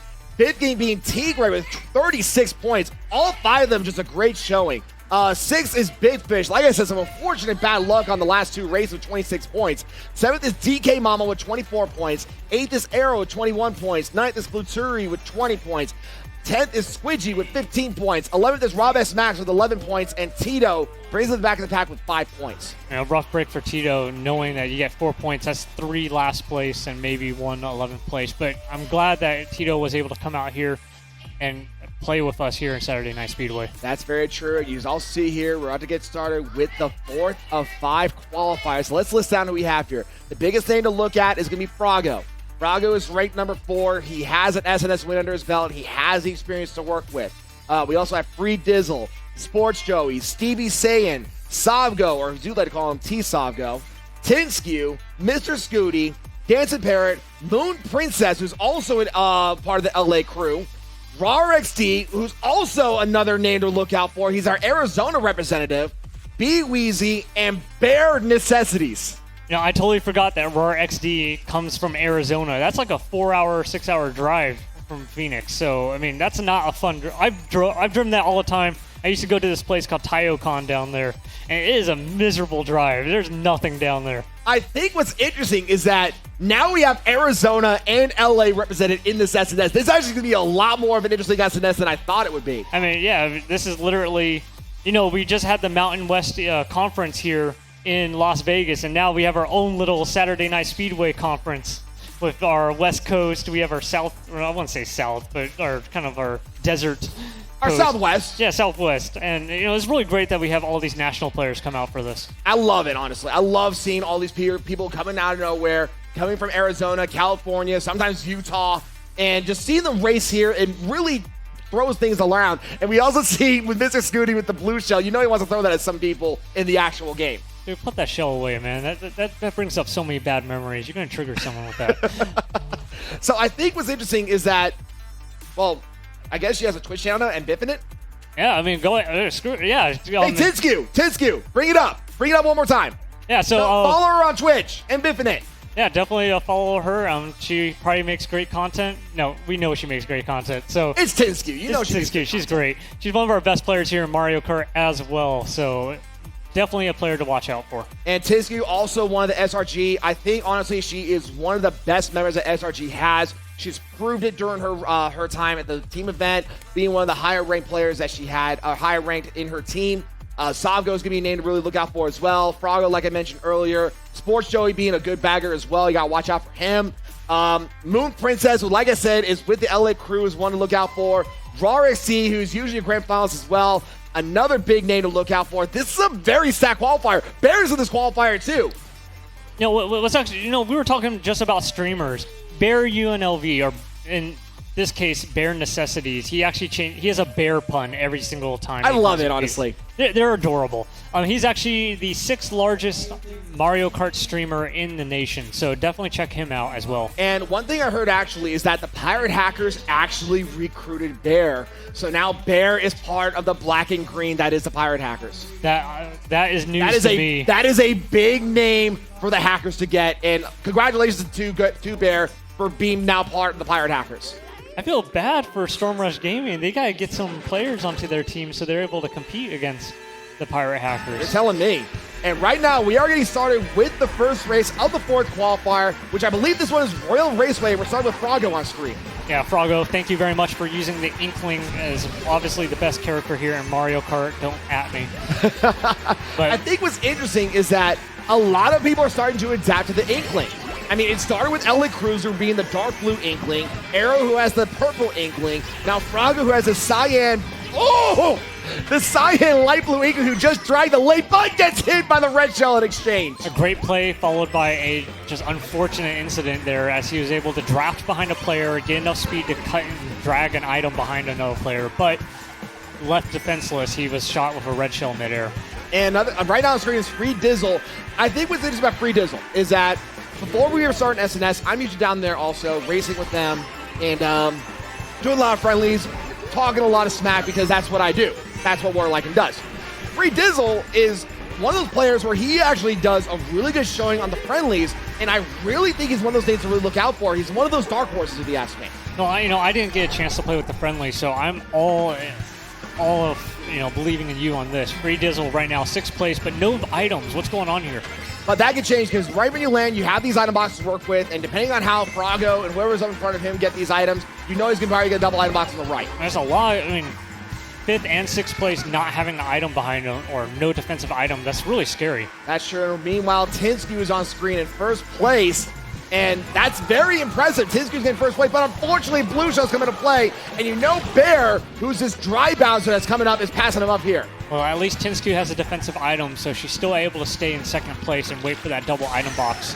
And now the shot comes into play. Luckily for Bear and luckily for Tinsku, though, they both got the item box right after they got shot, so they have items to work with. Yeah, there's nothing worse than crossing this gap right here with no items. Bear with only a banana needs to be careful because Tinsku could definitely get rid of that. And you see he's going to go for the single item box, going to hold on to his banana, but I think Tinsku had a mushroom or something to pass him up with, so now between Bear and Tinsku, he's going to try to snipe maybe? He's not going to snipe, he's going to take 2nd place. So 2nd place is Bear. 1st, I believe, was Tinsku, and then 3rd was, you saw this fight here in the 3rd place slot. 3rd place was RarXT. That was a crazy race right after. 1st and 2nd place, obviously, after the mushroom cut, nothing too much. But that 3rd onwards, that was just a cluster of, you have no idea what's going on. I don't know what exactly happened, but it looked like there was a lot of chaos just from 3rd through 8th, it looked like. 1 or 2 items could have changed everything from that 3rd place slot for all we know. Yeah, because, everyone's always trying to take that last shortcut into the finish line, and when that many players with so many mid-pack and end-game items or end-pack items, you have no idea what's going to happen on that turn. That's very true. So I think, honestly, though, Rar, like I said, the Arizona representative, showing a great job, managed to break out of that pack, getting 3rd place. So we'll see if he can keep that up, though. And like I said, Bear and Tinsku really surprised on that one, really passing up Bear and Froggo. Yeah, Tinsku's one of our better players here. She was one of the we always have this string of female players that we keep an eye out for. The first one was Cherry. She came in and competed in SNS and blew everyone away. And Tinsky was our next female player who absolutely blew it away. And obviously, our newest one is Jinx, who just came out of nowhere. You can't also count out people like Knives. Because Knives also has been one of those players where she's actually starting to get better and better. And she's been here just as long as I believe Cherry and Tinsky have, if not even longer than that. Yeah, Knives has been playing with Bear UNLV, and she's able to use that experience from Bear to get better in her races. And it looks like the second race of the fourth qualifier. It's one of the tracks that I personally am tired of seeing. It's DK Jungle. It's a classic track, especially in this track was premiered in the 3DS. Mario Kart 7, yes. Yeah.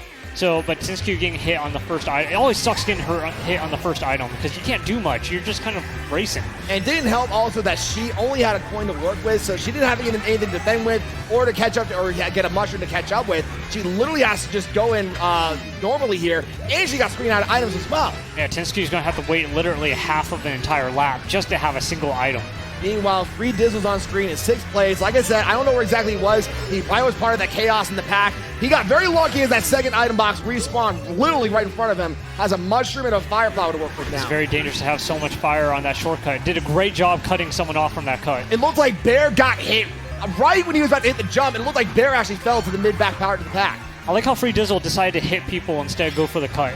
And I think that was a great play because he forced players to fall down. That's very true. Meanwhile, RaRXD is in 2nd place. Like I said, RaRXD is that Arizona representative you have to really look out for because like LA Cruz or whenever we see him, he's one of those players that usually makes it to the grand finals whenever he visits here. Oh, he burns off all his items and he saw that a blue shell is coming to hit Zovgo. Zovgo, great job dodging the blue shell. So you could fall off the track to take less time getting damage from the shell. And that's usually one of those blue shell dodge ideas that we usually talk about. We saw LA Cruiser with the boo earlier. You see Saga with the fall, and then usually there's the mushroom dodge, which is the big one that a lot of the high-level players usually do here. Yeah, absolutely. We joke about it a lot, but there's literally like over 100 ways to dodge a blue shell in this game. That's very true, and that's just literally 3 of them right there, just from just casually talking about it. Great hit by Zovgo right there with that boomerang, being able to take himself into first place. So the boomerang is also a very weird item, I think is probably the best way to put it. And even better, Zovgo threw the boomerang behind and got the hit as well. And he's got some distance between first and second. And he has a bomb and 2 defensive items. He's in a really good spot. And you know he's going to hold on to both these items right into the final stretch, maybe as this shortcut jump comes up right here. But the blue shell is going to have something to say about that. Boy, he's trying to make the cut. He does make the cut, and he's able to lay a bomb right on the cut. Second place was Smart, decided to go around the long way. Very good move on second place. So first was Zovgo, 7 looks like was Bear. No, second was Free Dizzle, and then third, I believe, was Bear. A great job by Free Dizzle, just being able to recognize, hey, that first place has a bomb, holding it. If I take that cut, there's nowhere for me to dodge or run. I'm going to get hit if I take that path. That's why I told you got to watch out for Free Dizzle. Free Dizzle knows what he's doing, even against the likes of this qualifier, which is a very, very intense qualifier. Yeah. No, I just really like that play in general. I mean, a lot of players realize that there are times where you don't want to take the most optimal lines to win a race. That wide turn that he took is not optimal at all. It's like literally an additional 3 seconds to make that turn. But even then, because there was so much traffic and so much chaos in that little shortcut, he actually took the long run, and it actually became faster because everyone was either getting hit by the bomb or having to deal with each other in that small little shortcut. Yeah, I mean, overall, great map awareness right there. Great job there. And it looks like for the third race of the fourth qualifier, it's going to be Donut Plains 3. You're shaking your head. Yeah, this track is so difficult because there's only 2 item boxes in the entire race. So you only get 6 chances for items. And even worse, there's a shortcut on the second item box where you could skip the item boxes for a faster time, but with only 6 items in the entire race, it's really risky to go for. And we see Zovgo on screen, who also changed his loadout to Waluigi. It's very interesting because Waluigi is one of those characters where I believe he's more accelerated based, and you also see this is the shortcut you mentioned where he sacrifices not getting items, but exchanges he goes a little bit faster. Well, when you're in first place, you always want to take that shortcut because you create so much distance. That second item box is so far away, it eats up a lot of time to go for it. And you also see that gap was starting to slowly wide out, and I love how he has his lines perfectly in tune. He gets 2 item boxes for the price of 1, getting a coin and a banana peel, and he's still retaining that top slot as well, as you see here. Yeah, he's doing a great job making all these shortcuts through this track, and look at the distance that he's creating. Even with that blue shell, I'm not too worried. That's very true. Blue shell is going to come into play. You know he's not going to drag that banana. He's going to wait for the blue shell to hit. And like you said, look at this gap. We have this Baby Rosalina who's now just starting to catch up. We also have Bear, who's his dry bows we usually know of, just now turning the corner in front of behind Waluigi. I mean, great map awareness there, not to leave his banana out, so he has something behind him. Bear Necessities. Oh no, the shock, right? I believe Bear was about to fire out the red shell, but the shock says otherwise. And you also see how Savgo now opts to go into the items now. Yeah, but with 2 red shells by... Oh, bad luck by Bear as his Baby Rosalina negates. I think that's actually Froggo, now I think about it. Yeah, it is Froggo, who gets rid of Bear's item. Froggo cuts off Savgo in first place. Second is Savgo, and third is Bear. Zavgo is not happy about Froggo stealing his first place there, especially with a baby character, which is extremely hard to do well on these kinds of tracks. Though, to be fair, you saw how Froggo had 12 points at the start of this race. You know he needed that first place just to keep himself in the running for semifinals, let alone second chance. Yeah, one of the hardest parts about moving on to our second or third stage is the fact that you just don't know what the exact score is. You have to wait 5 full qualifiers until you find out if you're actually safe. That's very true. And I think also, like I said, the 5th qualifier is the wild card one because, like I'll mention it now, honestly, that is our rebuy qualifier. So rebuys, for those of you that don't know, if you're here at the arena, if you had a score that you don't like, in my opinion, if you have 25 or less, then what you do is you go meet with Jay Kesey, who's our tournament director over there, and throw him $2. If your name gets put in roulette, if your name gets pulled up in the roulette, what happens is that you're saying, I hereby opt out of my previous score for a second chance and rebuy and going into the next qualifier. Yeah, I mean, a lot of players are known for rebuying to have a better score. There's also players who've accidentally rebuyed when they didn't need to. Remember, your score is negated, so even if you had a score that would have qualified, we don't care about that. If you rebuy, the score that you get after your rebuy is the only thing that matters. And that has happened multiple times here. We'll see if maybe some people here in this 4th qualifier decide to do the rebuy. Meanwhile, we are doing the last race of the 4th qualifier, which is Swamp Ruins. You know, speaking of rebuys, I always hate it when you do like a poker tournament and you rebuy and you still like bust out firsthand. You seem to see that from experience. Yes, that stuff sucks. You just go to a poker table, you're doing like a $50 tournament or something like that, or you're at the Aria or Luxor, and it's just like, just have one of those bad hands and you already rebuy. And it looks like Bear Necessities unfortunately may have had that 7-2 offsuit as now he's in the back of the pack. And you know, and you see, unfortunately, he's getting screened out of items too. Now he's opting to bag, and he chains off the triple mushroom to start perfectly. Now it's triple shroom and blue shell as he's fighting this Donkey Kong who also has a star. Well, those mushrooms are going to help him take this shortcut on the left side right here. But the blue shell, he can kind of keep an eye out of his opponents. He throws it off. He likes who's in first place right now. That's true. It's one of the Roys. Usually I believe this would be Tinskew, who's known to be a Roy loadout. And you also see that Bear perfectly times the spawn double item bot. Tinskew's experiencing what it's like to drink one of the drinks at the esports arena because she's banging into walls left and right. But with that coin, waiting for a double item box to save her. And you see right now, Raw XD, like I said, our Arizona representative, doing a great job staying in the front of the pack. He's trying to catch up to this other King Boo, though. Yeah, well, he has a mushroom, so he's able to take this shortcut. He's just got to make sure he doesn't get hit. That's true. And you also see that. I love how Savgo, I believe that's the other King Boo. Oh, Roar! Wait, what? Okay, so there was a little bit of a lag there, but even bigger, though, was the fact that Zavgo used the no-item shortcut because he had no mushroom, was able to get ahead of second place, and then used the bomb to keep everyone behind him. So, talk to the crowd. What exactly is a no-item shortcut? So NISC is essentially shortcuts that don't require an item. They're extremely hard to deal with because the game devs don't want you to use them. But if you're a good player, you got to know how to use them. And that's exactly what happened to Savgo there. Unfortunately, he did get hit by a few items, which is very beneficial for Bear, who looks like with nothing to respond with, is getting first place. So good end for Bear, getting first place. Meanwhile, Savgo gets hit by an item and after that, gets third place. I believe second was Tinskew. Yeah, I mean, Bear Necessity showing what it's like to be the king of the jungle. No, that was kind of bad. But get. Bears Don't are judge in the me. forest. Bare Necessities. That's a Jungle Book song. Oh, that's true. We are the bare necessities. But anyway, that was a great showing for Bear. Really a great comeback after those last two races. Tinsky always doing some great showing. And Sabgo as well. I mean, he's a pirate hacker for a reason. That was perfect showing right there. No, it was just great racing from all of these. I would have to say this is probably one of the hardest I would say this was the hardest qualifier out of all 5. There's a lot of great players there who's doing that. And like I said, I would be very interested to see what's going to happen here. And so it looks like a trophy just popped up here, but we'll bring it up in a moment. So I'll put it at least right next to me here. But like I said, Sabgo doing a great job, Tinsky doing a great job, Bear doing a great job. And we know we're going to be seeing those three go on to the semifinals and maybe even the grand finals, depending on how they do. Raw XC also getting a couple top threes, I think is also a noteworthy thing to mention as well. Yeah, I think that both of our national players from LA and Arizona is moving on to our semifinals. And, the fact that they fly out here every week, they drive out here. They drive out here. I always say fly just because the distance is so far, but I think that's the best part about esports is it doesn't matter how far away you are. We all could come together and play a game. That's very true.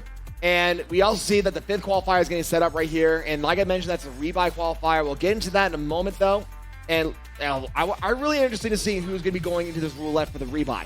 Yeah, I mean, because there's so little qualifiers, there's only 5 instead of 6, you have to kind of everyone's kind of guessing, what score do I need to move on?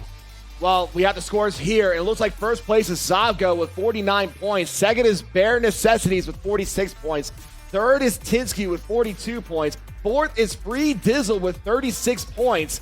Fifth is RARXC with 32 points. Sixth is Frago with 26 points. That's actually a bit of a surprise if you ask me. Seventh is a tie between Moon Princess and Stevie Sane with 22 points. Ninth is Sports Joey with 17 points. A tie for 10th between Dancing Parrot and Mr. Scooty with 15 points. And the back of the pack is B Weezy with 8 points. Well, help me out here because maybe I'm out of the loop. But look at 6 right here. That's Frago. What is the RHS in front of the name? I think that's his high school. Because I think the same thing happened with Kyret where he has A-Tech behind his before his PH. A lot of the high school players here, they actually also represent their high school along with their team clan. I think that's really cool that we have this collegiate academic versus each other kind of thing. The fact that you could represent your school as well as represent your friends in this esports arena is really cool. That's very true. And during our last qualifier, this kind of popped up in front of us. And I guess first place now gets this really... I actually like this. It's a really nice looking trophy. Normally... Are you going to zoom in on this? Normally when you get first place on Saturday Night Speedway, you take a chunk of the $700 guaranteed grand prize or the pot pool. But now we actually get a trophy. That's really cool. I love it. I think this is a great trophy, and it's going to be very interesting to see how this trophy is who's going to go with this trophy. I'm not sure if this is going to be every week or if this is going to be like a title belt or what's going to happen, but I definitely have to say this is a very nice trophy. That's an adorable star, too. It literally looks like it. And honestly, thank you to Findlay Volkswagen, who is our sponsor here for Saturday Night Speedway. I guess they were the ones who actually helped get this trophy. So thank you to Findlay Volkswagen. And I love this trophy. I might actually have to take this. Yeah, thank you, Vinsley. I've always wanted a trophy. I mean, I would appreciate it if you gave it to us a little bit earlier so I could take one home.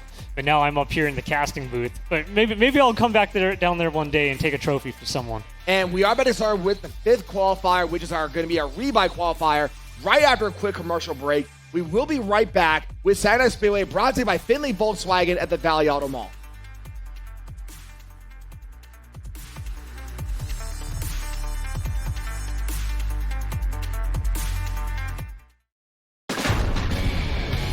Gilmartin, anchor of the World Poker Tour. I've been living in the United States for many years now, but I'm not an American citizen, so I don't have the privilege to vote. And that's exactly what it is, a privilege. You have the power to have your say, so please don't take it for granted. If you're not in the hand, you can't win it. Register today at gamers.vote.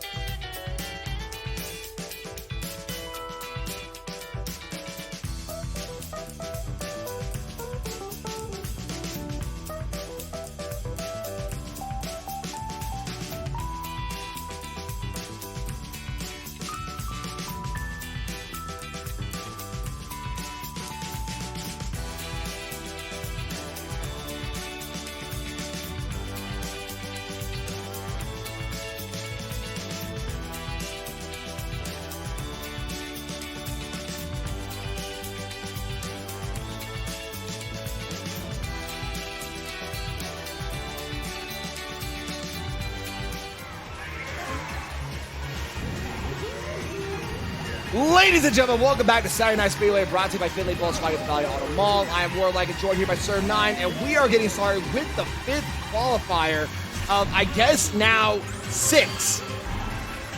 There has been a flood of something called rebuys, where people want to reset their score, negate it, and go for another qualifier. And we had so many people this week that we actually filled in a 6th qualifier. So literally the 6th qualifier is going to be the other 12 people out of 14 people overall that are going to be in that qualifier. So what we're having here right now is qualifier 5. So let's listen now. We have Inglorious Samuel, who's not giving silence. It's Inglorious Samuel, Little Man, Nevada 97, Lou Bob, Zero, Knight, Mario Party King, Knives, El Boogie, Fish 6374, and the 2 rebuys in this qualifier are Big Fish and Free Dizzle. Well, I have to think that Big Fish and Free Dizzle got a lucky break having their rebuys in this qualifier, besides the next qualifier, which is just full of 12 people who are pretty angry about their score. Honestly, I would have to say the opposite. The reason being is because I looked at the names here in 6th qualifier. There are very little ranked players in this 6th qualifier. Meanwhile, in this qualifier, by the way, first place was Samuel, second place was Knight, third place was Mario Party King. No, sorry, all the way around. First place was Knight, second place was Samuel, third place Mario Party King. Meanwhile, this qualifier, like I said, we have Samuel, Zero, Knight, Mario Party King, and Knives. Those 5 alone are ranked players you have to really look out for. Meanwhile, in the 6th qualifier, we're going to be Beastly Mustard, Professor Spam, Primrose, Mr. Scooty, Burger with Cheese, Dancing Parrot, Squidgy, Akira, Sick Pancakes, Tiny Gothwage, DK Mama, and Sports Joey. There is a lot of people who were not happy with their scores, but even I think what's going on is that players are uncertain when there's this little qualifiers. Instead of 5 and 6, you know how I always said that 34 is a safe score? When there's less players, people start getting unsure of what they got, and we had so many ties for a score of 32. No one knew what they could do. That's very true. And the second by the way, we're going to start with the 2nd race of the 5th qualifier, and we are going to Toad Harbor. Well, I mean, we all know that Knives loves Toad, so she is in a great spot right now playing on her favorite track, I hope. I hope that's her favorite track. But I think the thing is, though, is that now that we have this 6th qualifier, it's really going to up that bar in order to make it. Because before this, the 5th qualifier, I would have said 32. We had that 4-way tie at the 2nd qualifier. We also had Raw SD who had 32. We have 5 people who had 32 guaranteed. Now, I would say 34 is going to be the number to get into semifinals.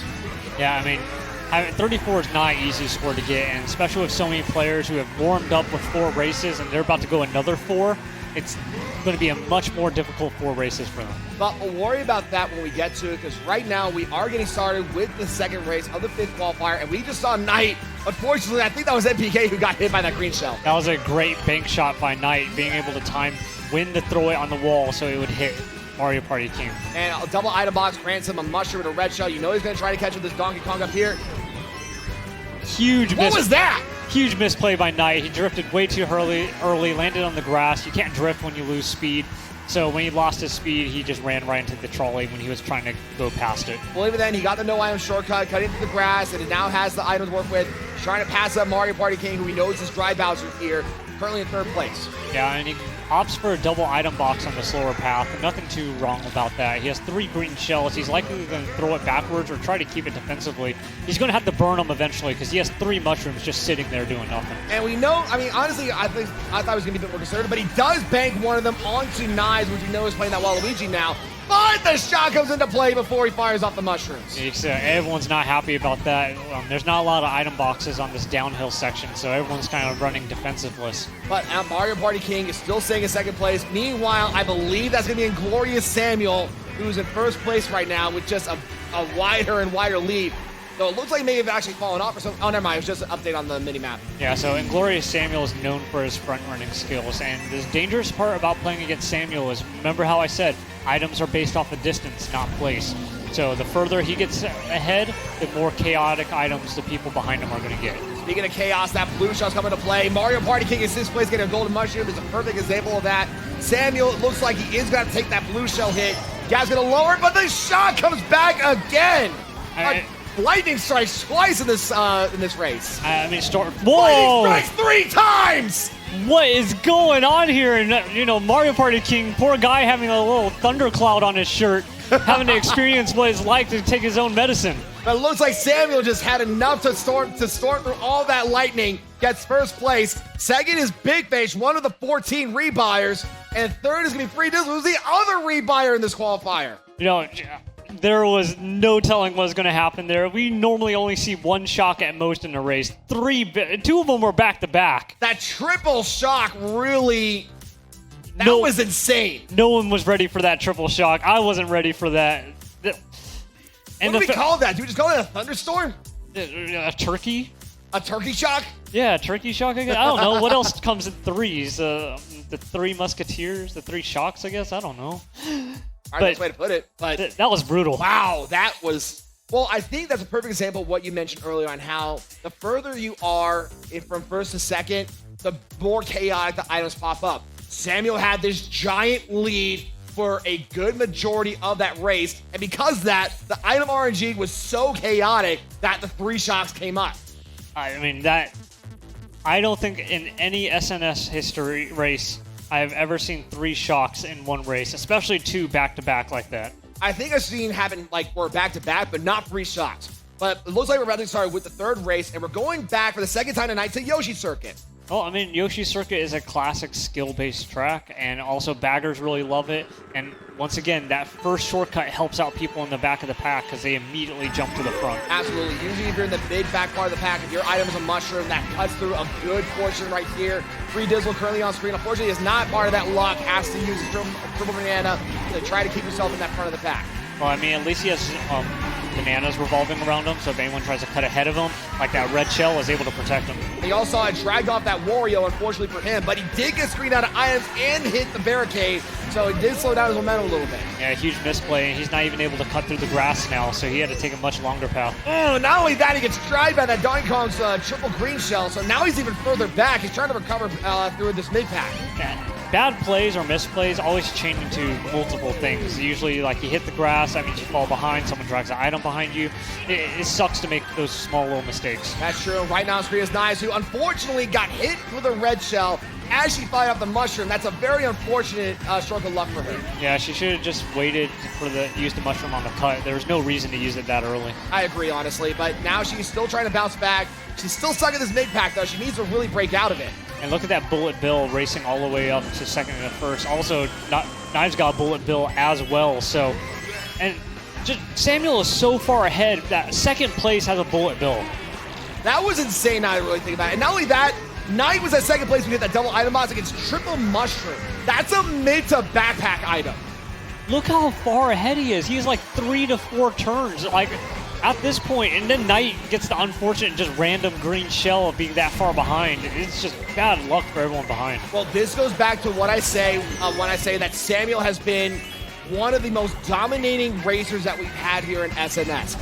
When he has that lead, it is extremely difficult for him to break that lead, but it looks like a couple of items that actually hit him, looked like 2 red shells and a blue shell, actually did lower the gap, so now Samuel has to really watch out. But look at this, as soon as I say that, that gap is starting to widen even more. Samuel is one of the best time trial racers in the nation, so the fact that he's able to just make so much distance compared to the other players, it's a reason why he's one of our best players here. That's exactly what happened. So first is Samuel, second is Knives, and third was Mario Party King. Looks like Knives actually passed up Mario Party King right at the finish line. I mean, she's laughing right now, but there's going to be some Mario Kart karma coming her way. You got to be careful with that. It's that same laugh that she did to poor Taco Cat, now to think about it. She doesn't... I feel bad. That's like the Knives laugh. Like, so, I mean, do you watch anime, right? Yeah, go for it. Like, you know, like in certain there are anime tropes that a lot of people have.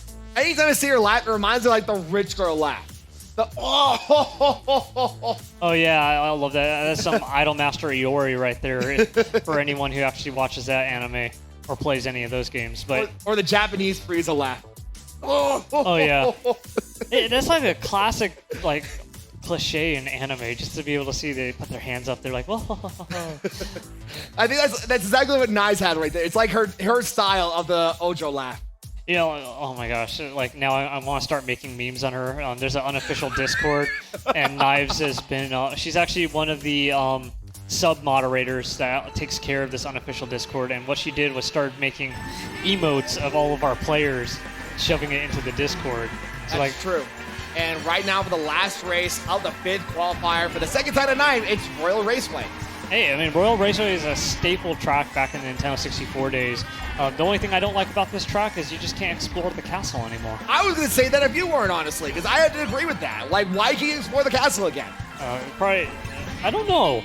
Nintendo, what's up, man? Like, bring back the castle. I don't know, but right now, Nice, I don't know about that move. She fired off the red shell a bit too soon, but it looks like someone else may have hit that second place. Yeah, I mean, Ghost Friesel definitely fell in there because of that red shell. Just bad luck right there, but it's the first lap. It's okay. There's plenty of time to move on. That's true. Right now, Knight is currently in first place, and the blue shell already coming into effect.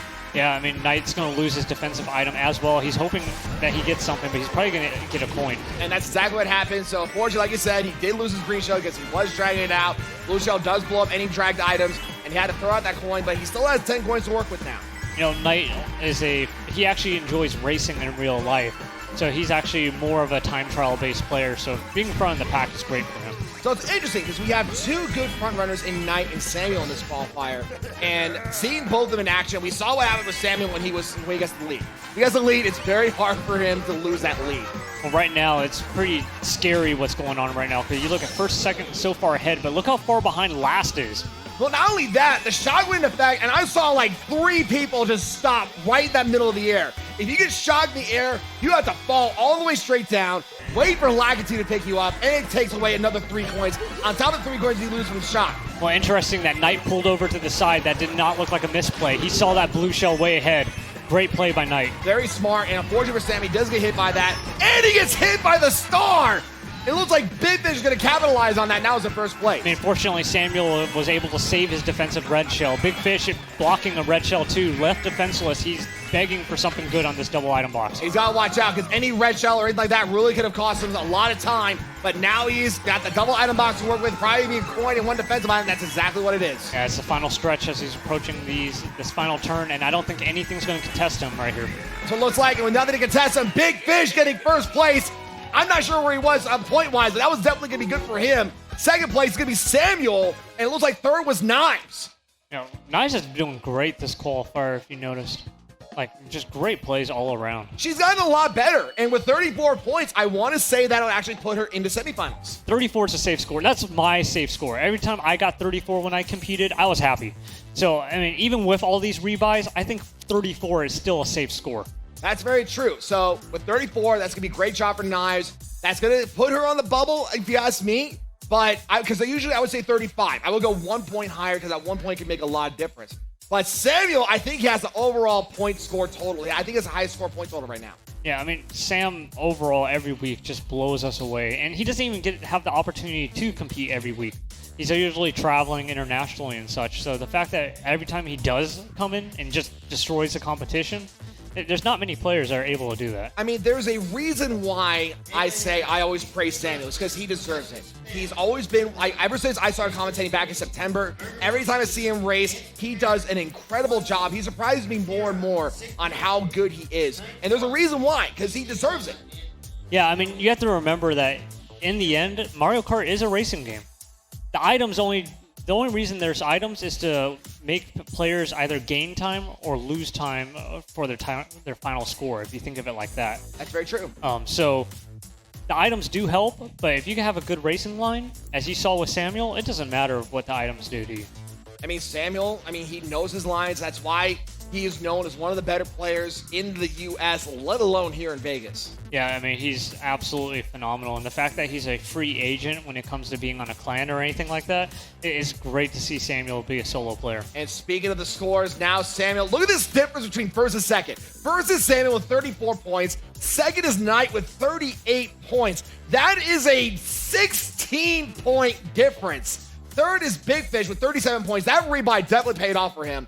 A tie for fourth between Mario Party King and Knives with 34 points. Sixth is Zero with 31 points. Free Dizzle with 7 with 29 points. I believe that was a better score for him as well, so good job for him. Eighth is Little Man with 24 points. Ninth is Nevada 97 with 18 points. 10th is Fish with 12 points. 11th is Lou Bob with 10 points. The back of the pack is El Boogie with 7 points. A lot of new players there in our first time in SNS. It's always rough to have to play here at your first time because you play at home, you're like, okay, Mario Kart's pretty easy. You start playing with these players, it's a totally different experience. Oh, yeah. And Samuel, that was a dominating performance. Look at that. A 16-point difference between first and second. And with the difference between second through sixth was 7 points. That's incredible right there. We'll even go further and just say free Dizzle. So that was a 9-point difference right there. Yeah, I mean, the fact that Samuel could literally skip a race and still have more points than someone. That's a scary thought. And there's only 4 races. Normally, like in our semifinals and finals, we're going to be playing 6 races. But to be able to have that kind of lead in only 4 races shows how good he is. That's scary. And the scary thing is that was very close to the perfect run. For those that don't know, that's where you get first place in all 4 of your races. That's the perfect 60. I've only seen, I think, 3 or 4 people make the perfect run. I think Samuel has gotten a perfect run once. You know, through all these SNSs, it's gotten harder and harder to get these perfect runs. I mean, qualifiers are no joke anymore. They used to be fairly easy. Now they're extremely difficult, and especially with rebuys coming in and players who are taking the time to practice every week, it's no longer a free shot into second chance or semifinals. That's very true. And at the beginning of the broadcast, I said there were 5 qualifiers. And like we mentioned earlier, during the 5th qualifier, we had so many people asking to do a rebuy. We literally had 14 people with 2 slots in the first 5th qualifier, and then the 12 people to spare. We literally have enough qualifiers to rebuys to work with to make a 6th qualifier. So this is literally the rebuy qualifier. All 12 racers are rebuyers. This is literally 12 racers who were not happy with their score, and they're willing to do anything they can to move on to the next stage. So let's list down this rebuy qualifier. It is Beastly Mustard, Professor Spam, Primrose, Mr. Scooty, Burger with Cheese, Dancing Parrot, Squidgy, Akira, Sick Pancakes, Tiny Goth Witch, DK Mama, and Sports Joey. There's a lot of players here who normally don't make it in the final chance, and they pushing themselves to get that experience to compete in semifinals. One of the hardest parts about competing at SNS is once you reach a new stage of competition, you reach a new level of players. So, like, for example, when you play against semifinals, there's a lot of strong contenders there. And look at Beastly Mustard. He's really getting hyped up. I love this right here. I don't know what he's doing, but he's definitely getting hyped up right here. You know, you gotta have a lot of fun here, man. Where can you play Mario Kart in an arena like this anywhere in the United States? There's nothing like that. To be honest, there's nothing like this internationally, except for like maybe the Nintendo World Championships that happens. Maybe other esports arenas that we have in the U.S. that may have Mario Kart on the side, but even I don't even think they do that. No, I think when it comes to Mario Kart, this is the capital of professional racing. That's very true. So we mentioned the names already. We know who's in this qualifier. I think the most interesting thing that we have in this qualifier is that none of the players here are in the top 10 rank. Usually in a qualifier, we have like a guaranteed like first place in the first qualifier, second place, second qualifier, third rank, third qualifier, so on and so forth.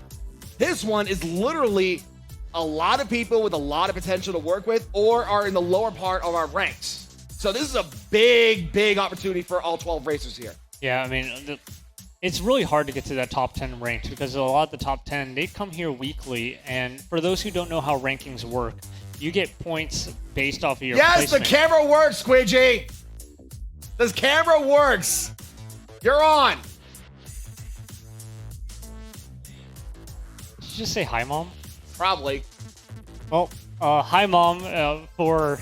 And I think another thing to really note is that I looked at the names again.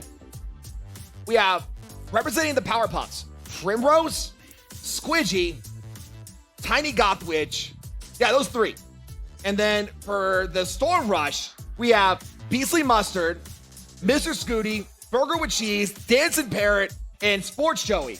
This is essentially a pseudo Powerpuff versus Storm Rush game if you really think about it. Yeah, there's a lot of players here from Powerpuff and a lot of members from Storm Rush Gaming. Sports Joey, where's your SRG shirt, bro? Come on, I'm trying to help you guys out here. You know, like all during that exhibition last week, I was all Storm Rush Gaming for you guys, and you guys let me down. I mean, you said it right there. That's all I can say. It's okay. I'll help out SRG. Maybe one day I'll create my own team and just kind of remind Pirate Hackers who's actually the best racer here in Saturday Night Speedway. Ooh, that would be interesting to see, honestly. You go back on the track and dealing with the Pirate Hackers? Well, I mean, that's why Pirate Hackers are on the ground, and here we are elevated as the kings of Mario Kart. Well, I can't really call myself a king. I'm the king of trash talking when it comes to being yellow and hypey, so I guess that makes me a king of some sort. Yeah, I mean, I think I love having you here every week. Let's be honest, man. You are a great commentator, man. I appreciate it, man. Thank you. See, that's a compliment. That's very rare. So How often do I compliment you? I know. That's why I say I'm surprised. So thank you for the compliment. And I love doing this, honestly. If people weren't praising me about doing commentary so much, I would still be down there racing and still be barely getting out a second chance. But I really do enjoy commentating, and I'm glad doing this, honestly. And enough about me. Let's get to this rebuy qualifier. First race is going to be Bowser's Castle. One of the more technical tracks here in Mario Kart 8, just for the fact that every turn is pretty much a L turn, 90 degrees or 180 degrees, something to that disgusting nature. But the fact that Beastly Mustard throws a red shell and gets screened out of an item left defenseless, this straightaway right here, or the split path, is a long whiles away from your next item box. And we also see, at the same time though, I love how this is still, like I mentioned earlier, SRG versus Powerpuffs. And this is going to be interesting because this could be a future, team event if we have going on here. Yeah, Primrose in first place with a great defensive item, but really early in the race to have a Super Horn because usually 2 blue shells come out in a race. Well, to be fair, the RNG, you can't control that. You get some great items to begin with. Hey, if you make lemons, you make lemonade. But unfortunately, if you make blue shell or make green shells, you get sniped by them. Yeah, you gotta be careful when you're on these straightaways. Primrose is not looking behind her, so when you're not looking behind, you don't know what items are behind you, and that green shell was easily avoidable. Another thing to note is that Dancing Parrot, who's now currently in first place, had a Super Horn. He did not look at the red back cam either, and fired off the sound horn instinctively, and unfortunately falls off, and it took a while for Laggy to decide where he was going to drop it. Yeah, huge misplay by Dancing Parrot. I mean, he saw the hand falling down, and it creates waves on the track. You want to be a little bit closer to the hand. But at the same time, though, at second place, double item box grants him double red shell. That's really lucky right there. He's lucky that the red shell he threw off didn't get hit by the boulder as well. Unfortunately, though, he does drift literally into the wall and is now back in 5th place because he did lose his momentum as we're getting started this last lap here.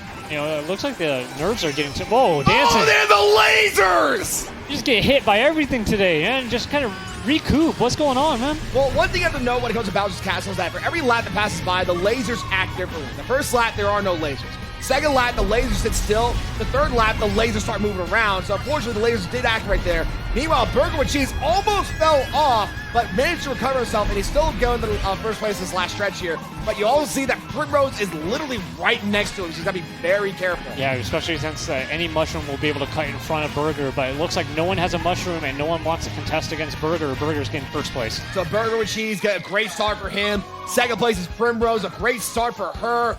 And in third place, it leads that Waluigi. According to Professor Sam, he may have got hit by some items at the end. So fourth place, Professor Spam, and third is Dancing Parrot.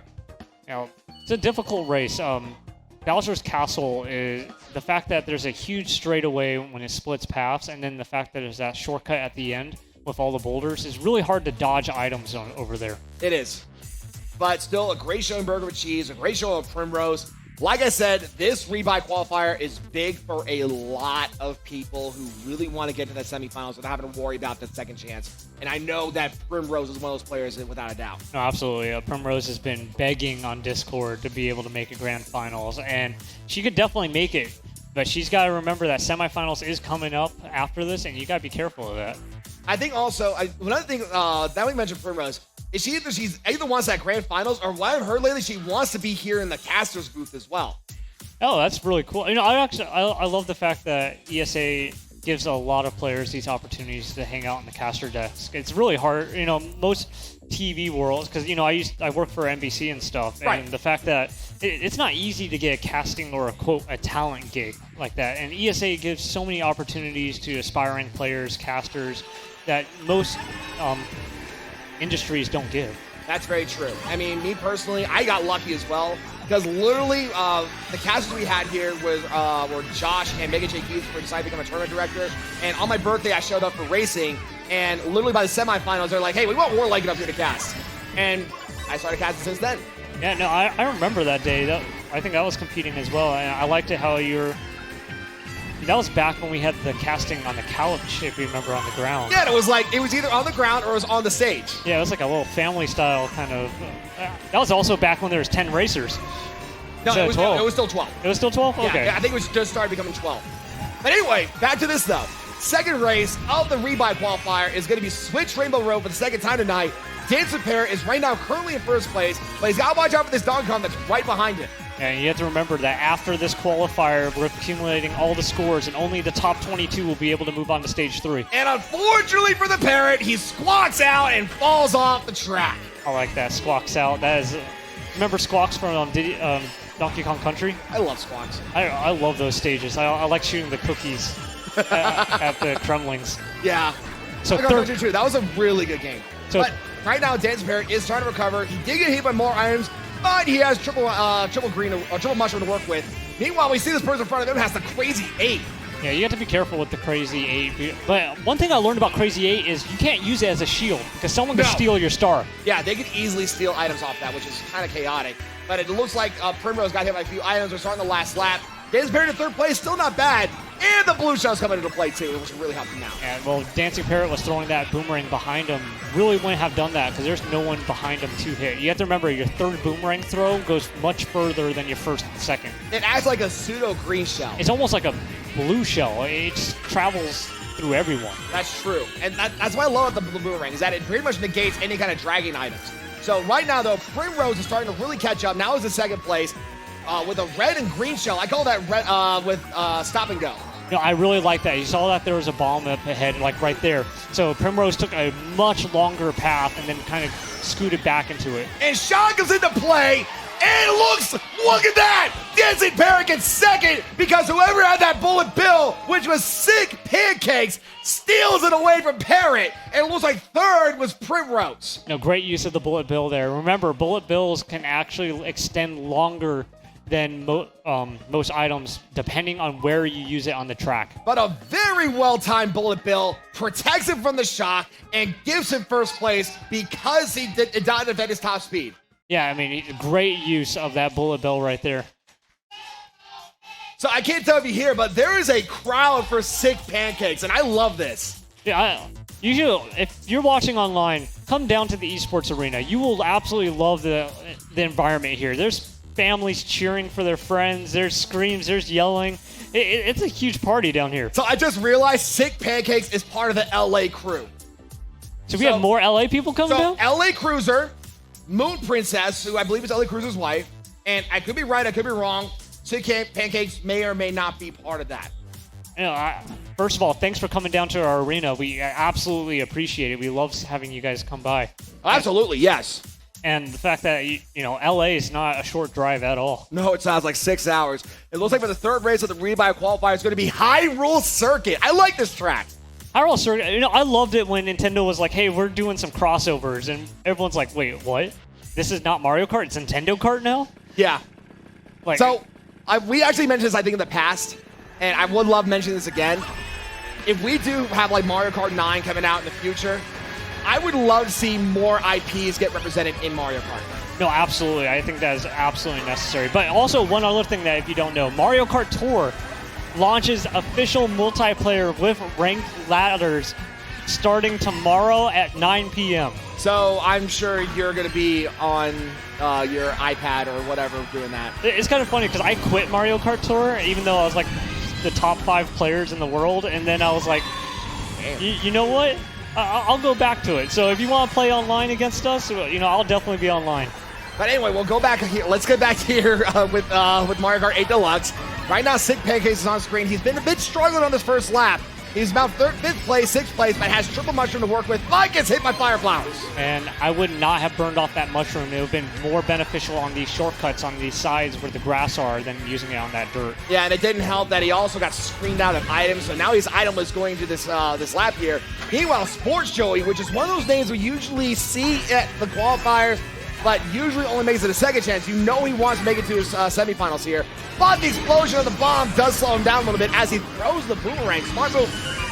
Unfortunately, though, he did not instantly react fast enough to go through the dungeon shortcut, I guess you call it. Well, let's be honest. When you get hit one of those top spins, The crystals. it's really hard to kind of control your steering because usually you get boosted off to the left or right. So I mean, nothing big over there by Joey. That's true. Meanwhile, Professor Spam is right now fighting with his Waluigi. I believe that's Dancing Parrot for the top slot. And unfortunately does hit the castle wall a little bit, so he does slow down. But the gap between second and third is so wide that they can take this last lap just to themselves to try to fight for the top slot. It actually might be good for Professor Spam to scoot back a little bit so he could get at least a mushroom or a couple of red shells because there is a lot of shortcuts coming up right here. And right now, Blooper's going to be on screen, and it's going to affect his screen. I'm kind of surprised Dancing Parrot did not do the no-item shortcut that usually is in between those trees right there. Well, you have to remember, no-item shortcuts are not easy, especially in the heat of the moment. He's probably like, I'll be happy with second, and if I get first as well. And he does get first place, so great job for Dancing Parrot. Second place is going to be Professor Spam. It looks like third place is going to be Primrose, so another third place for Prim. Prim is doing a great job, and with scores like that, definitely making it her way into semifinals. Well, she's second place overall in points right now and has 32. So as long as she doesn't get dead last in this last race, she should be okay to go into semifinals. Yeah, I mean, like I said, score 34. That's what you're looking for. 34 is fairly safe.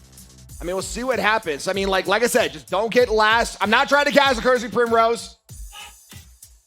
I'm not trying to jinx you. Hey, No, Primrose is yelling at me right now. I got this. Primrose is getting last place. Thank you, Sir Non. I'm glad she didn't hear me say that. We need to lock up the caster booth, make sure that I'm safe.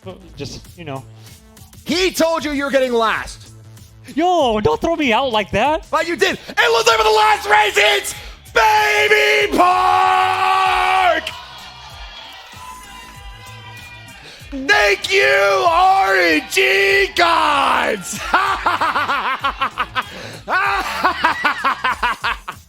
Literally, Primrose is like yelling at us right now. I don't care, because now we got Baby Park. Let me tell you about Baby Park. Baby Park is 7 laps of pure, unadulterated chaos. Yeah, I mean, Baby Park is essentially NASCAR fixed. So instead of going just right or just left, at least there's items to make it more entertaining. I love it. Oh my God, I heard Public Kill doing the Baby Park song. So, for those who don't know the Baby Park song, it's basically just Baby Shark, but you replace Shark with Park. Hey, that's all you. Let's actually get back to this, because this is a really big deal, because anything can happen in this final race of our final qualifier. That's true, and right now we're at the lap 4-7. Primrose right now in first place, but we see this Donkey Kong and this green Inkling, which I believe is Tiny Gothwitch. During the friendlies, Tiny Gothwitch actually, I believe, got first place in Baby Park, so this is going to be very beneficial for her. Well, Primrose is in a great spot right now. 2 defensive items and dodged that bomb on from the last lap. And right now, you see, this is how fast this thing goes. We see the Boo come into play, Blooper come into play, Blue Shell come into play. And unfortunately, Primrose, she does get hit by it. This Donkey Kong is going to pass her up, which I believe is Beastly Mustard. Well, there's still 2 laps left, or 2 more item boxes left. Beastly Mustard throwing anything behind him to make sure no one hits him. And looks like right now with Beastly Mustard getting another item to work with, maybe a green shell, maybe a coin. It is, but he's getting first place. Good job for Beastly Mustard. Second is going to be Primrose, which I believe now makes her the top scorer for this qualifier. And third is going to be Akira. Yeah, that Baby Park is. You can see everyone just that sigh of relief after it. It is a stressful 7 laps. Oh, I love Baby Park. I don't know how you can like that track, man. Every time that happens, I always cry. I'm just like, okay, here, last place, here I come. Here's the reason why. For those of you that have known me when I started racing, I really did not care about getting first place. I just cared about hitting people. I literally was the chaotic evil of the track. I literally became known as the terror of the track because anytime they see me down there with my bald head and my tongue sticking out, they knew they had to deal with the crazy Warlycan, and Baby Park is me personified. Yeah, I mean, I get that because you're very bold, you're very brash, and that's a SpongeBob meme from somewhere. But, right, bold and brash and absolutely trash it.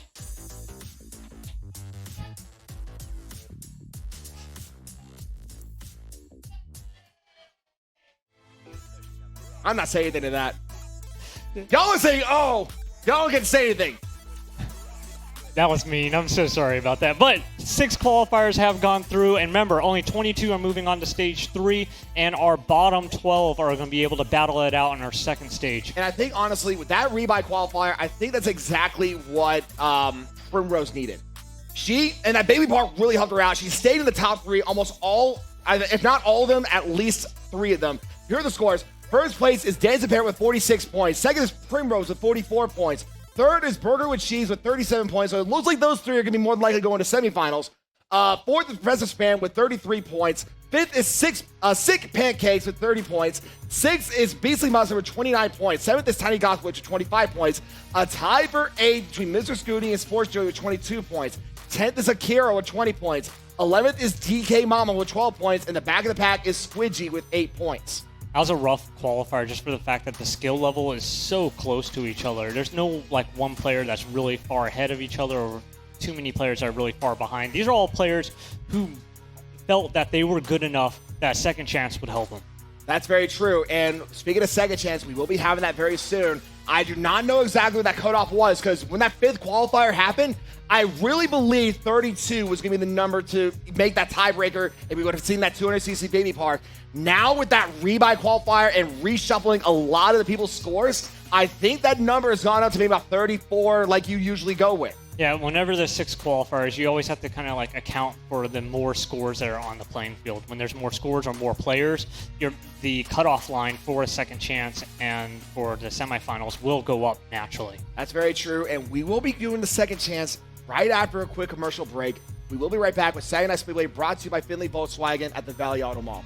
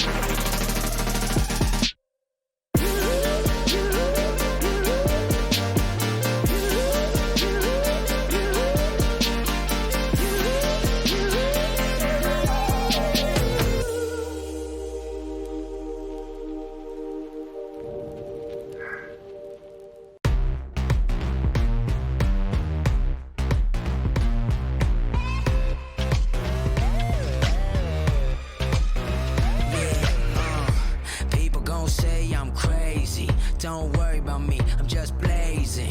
My dance moves are excellent and with precision. Get down, baby, you can't stand in a dance competition. Glistening, flashy like a spotlight, shining like a diamond, party all night. Tell me you love me, I wanna see the stars, eyes wide shut, then meet me at the bar. Yeah, right. Yeah.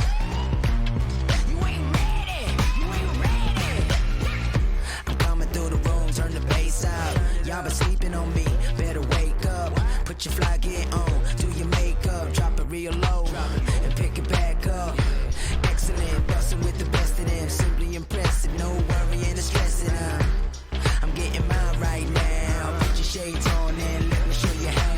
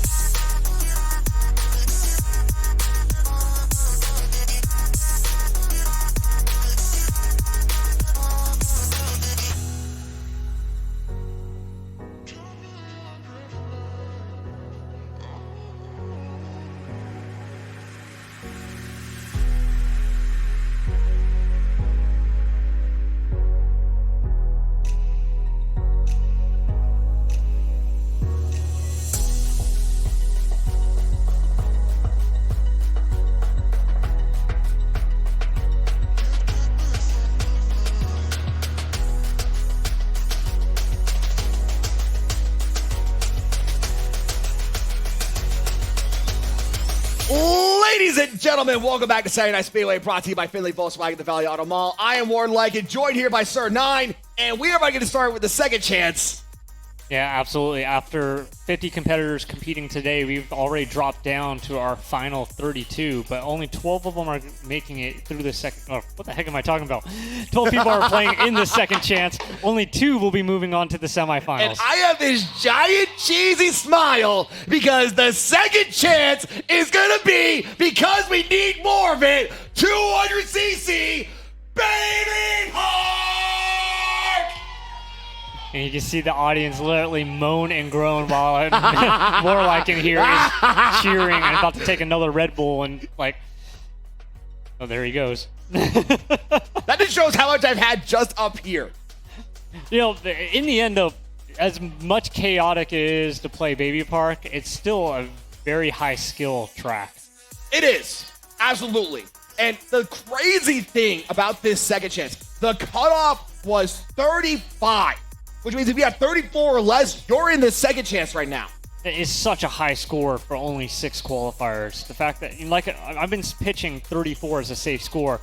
This week, it's not. I told you it was going to be 35. I told you that 1 point would make the biggest difference, and that's exactly what happened. And let's list down who we have here. We have Mario Party King. Why is Cheese doing push-ups? We have Mario Party King, Knives, Professor Spam, Kiro, Cerulean Girl, Jinx, Cheese, who's doing push-ups right now. Wait. He's at 10. He's going 12, 13, 14, 15. Ah, he gave up. Okay. Anyway, Cheese, who was doing a lot of push-ups for some reason.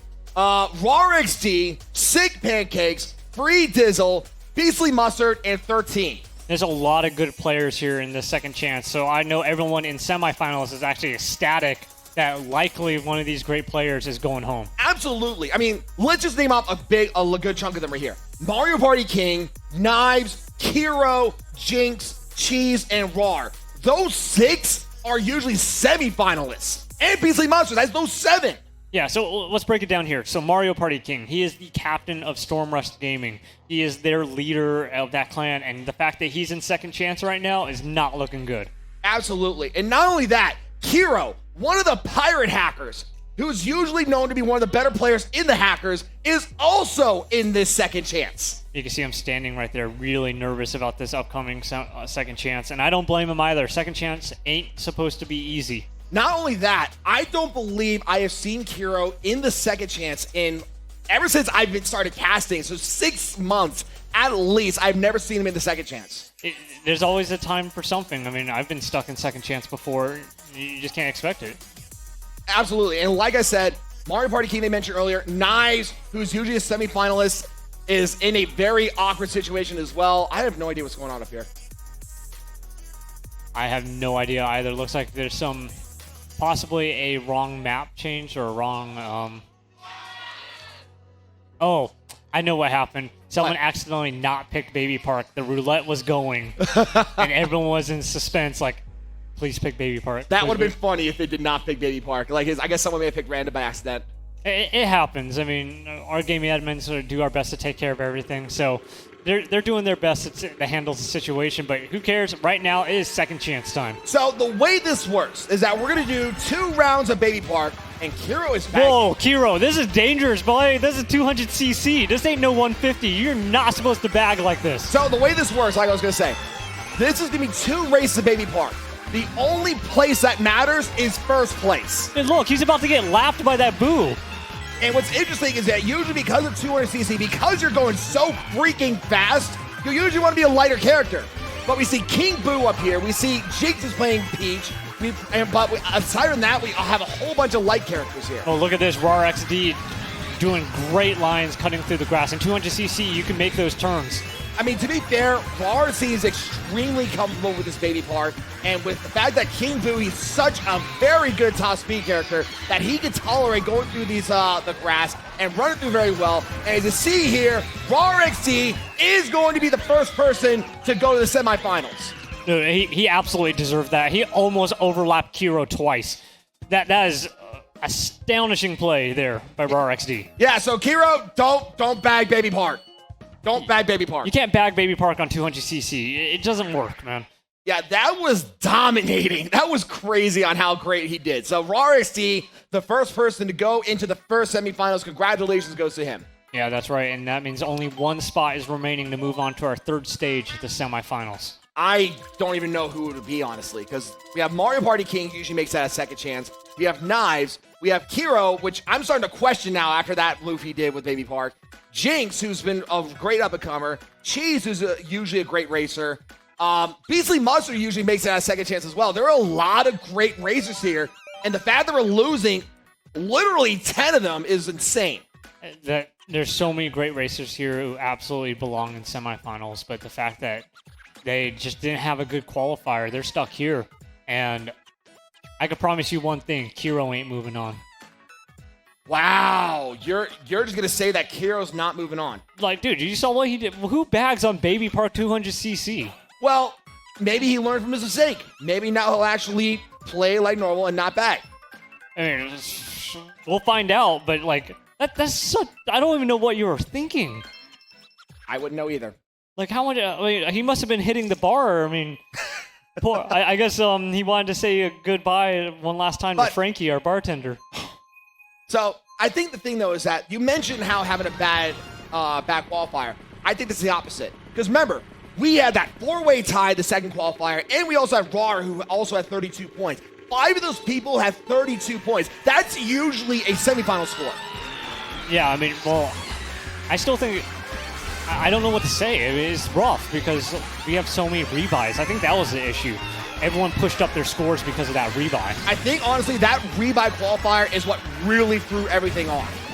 Because throughout my time in SNS, I have never seen like 35 being a cutoff. It's so high. That's true. And right now, though, look at this. You're saying Kiro's not going to make it, but look at him. He's already in first place here. Okay, he has a coin. He's waiting for that defensive item. No one's really around. Oh, and unfortunately, he flips the coin a little too late. He gets hit by an item, but he's still at first. He's still holding it off right now. And he was able to drag that player behind him, so he's still in first place, 2 laps to go. But right now, Blue Shell's coming to play. I think the person behind him is that Pink Gold Peach. So Blue Shell's going to hit, and we have this Pink Gold Peach currently in first place. Well, I mean, he still has a chance with 1 lap to go. He needs a mushroom or something. He's going to need more than a mushroom. It looks like Mario Party King is going to be going to the second semifinal. Mario Party King reminding people that his throne is in the semifinal spot, and he wants to go back into it. But a very well-earned Baby Park. Very unfortunate for Kiro, who literally had first place for a good portion of it. Just gets hit by 1 Blue Shell, and it costs him the Baby Park. Yeah, I mean, well, he didn't get a chance to warm up either. He took a completely different strategy on the first track, or the first second chance. So when the second chance came around, he was playing like fresh. That's very true. So with that in mind, we now know that RaRXD and Mario Party King are the 2 people going on to the second chance. But unfortunately for Knives, Professor Spam, Kiro, Cerulean Girl, Jinx, Cheese, Sick Pancakes, Free Dizzle, Beastly Mustard, and 13, their night ends here. There's a lot of great players that were in that second chance, and the fact that they were unable to move on shows how steep this competition is here in Saturday Night Speedway. Absolutely. And honestly, like we said before, I think that rebuy qualifier is what really threw off a lot of people, because if we had 5 qualifiers, I personally would have believed that 32 to 34 would have been the cutoff to go to semifinals. But as we saw here, 1 qualifier changes everything. Yeah, we normally never have that many rebuys. Usually it's rebuys about like 7 or 4 people. 6 to 7 people, but Yeah, not 14. Like the fact that 14 people were unsure about their score, and the fact that we had to open up another qualifier because there were so many rebuys, that changed a lot of things. That's very true. And we will be going to the semifinals right after a quick commercial break. We'll be right back with Saturday Night Speedway, brought to you by Findlay Volkswagen at the Valley Auto Mall.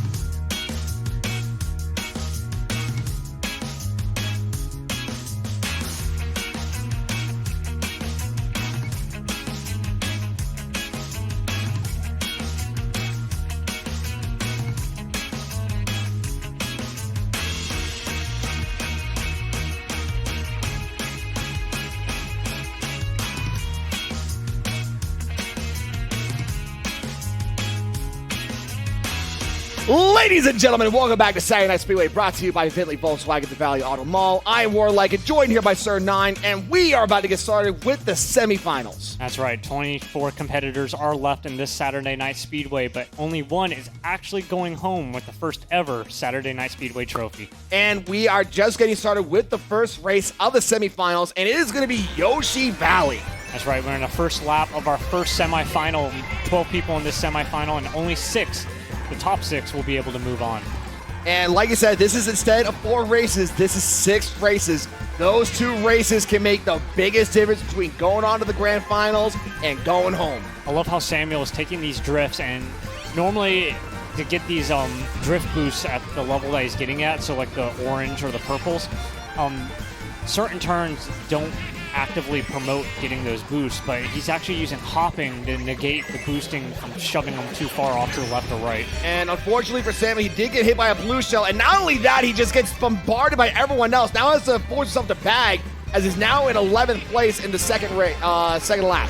Literally, he was experiencing what it's like to be in a bumper cart there. And right now on screen is Funny Name, who's currently in first place, has a sound horn and a coin to work with. Now, let's name down exactly who we have here in this semifinal, because we haven't got a chance to do that. So for this semifinal, we have Samuel, Riding My Pidgey, Bare Necessities, Dancing Parrot, Primrose, Funny Name, Tinskew, Marshall Troopa, Knight, Big Fish, T-Gray, and Bar XT. Well, taking a look here, RAR XD stuck with a Super Horn, not able to do anything offensively. Will he burn the Super Horn, or is he going to keep it and stay for second? I mean, we'll see what happens. We're at the last lap, and right now he is still trying to chase up this Roy up here at the front, but still a sound horn, a red shell, is some great offense and defense to work with here. Okay, so he didn't take the risk. I was worried he was going to shoot the horn, shoot the red shell, and try to trail 2. But it looks like he's happy with second place. I mean, I wouldn't blame him, honestly. The fact that he had to have his here, but unfortunately, it looked like someone had a star, so it actually does give him 4th place. So very unfortunate, he does back down a little bit. So first place is going to be Funny Name, great start for him. Second place is going to be Dancing Parrot, who was one of the rebuys, and then third place is going to be Samuel, who managed to crawl back after getting hit by the blue shell. Taking a look back, I think that was a good play of just saving the Super Horn and the red shell, even if it is 4th place. You have to remember too that we're not playing for you're not playing for first place in the semifinals. You're playing for 6. Absolutely. As long as you're top 6, you're moving on.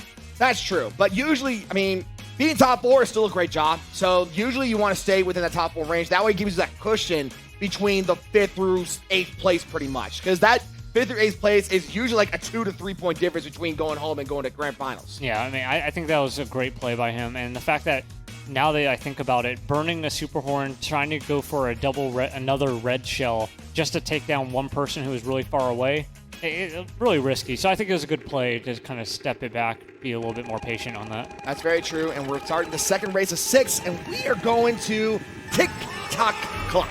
Oh, I mean, it's time to get time to get into gear here as Funny Name's in first place. Decides to take the left path, which doesn't have that shortcut on the clock hands. But even then, he still manages to keep his line.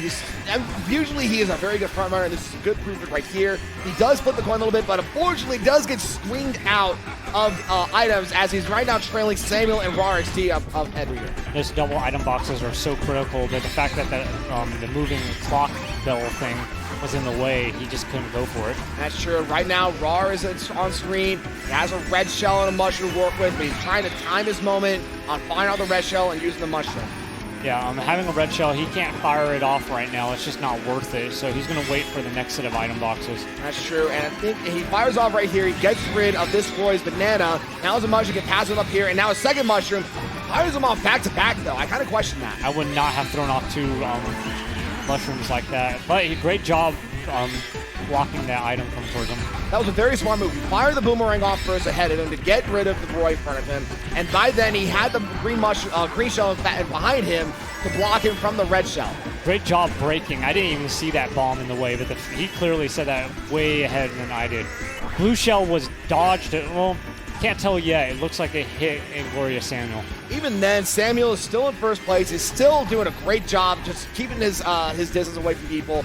Knight also is on right now is in third place with this Morton lineup. I think it's interesting is that he's actually changed his lineup to this Morton Koopa. Oh, I mean, bad luck there, getting a red shell spammed behind and hitting Knight. Normally a red shell doesn't go behind, but bad luck there.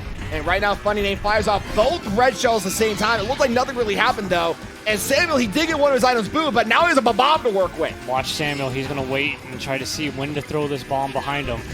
It does it in between the gears, so it forced him to go up the gears. Samuel gets first place, a great showing. Second place is going to be Funny Name. And then third place is going to be Bare Necessities.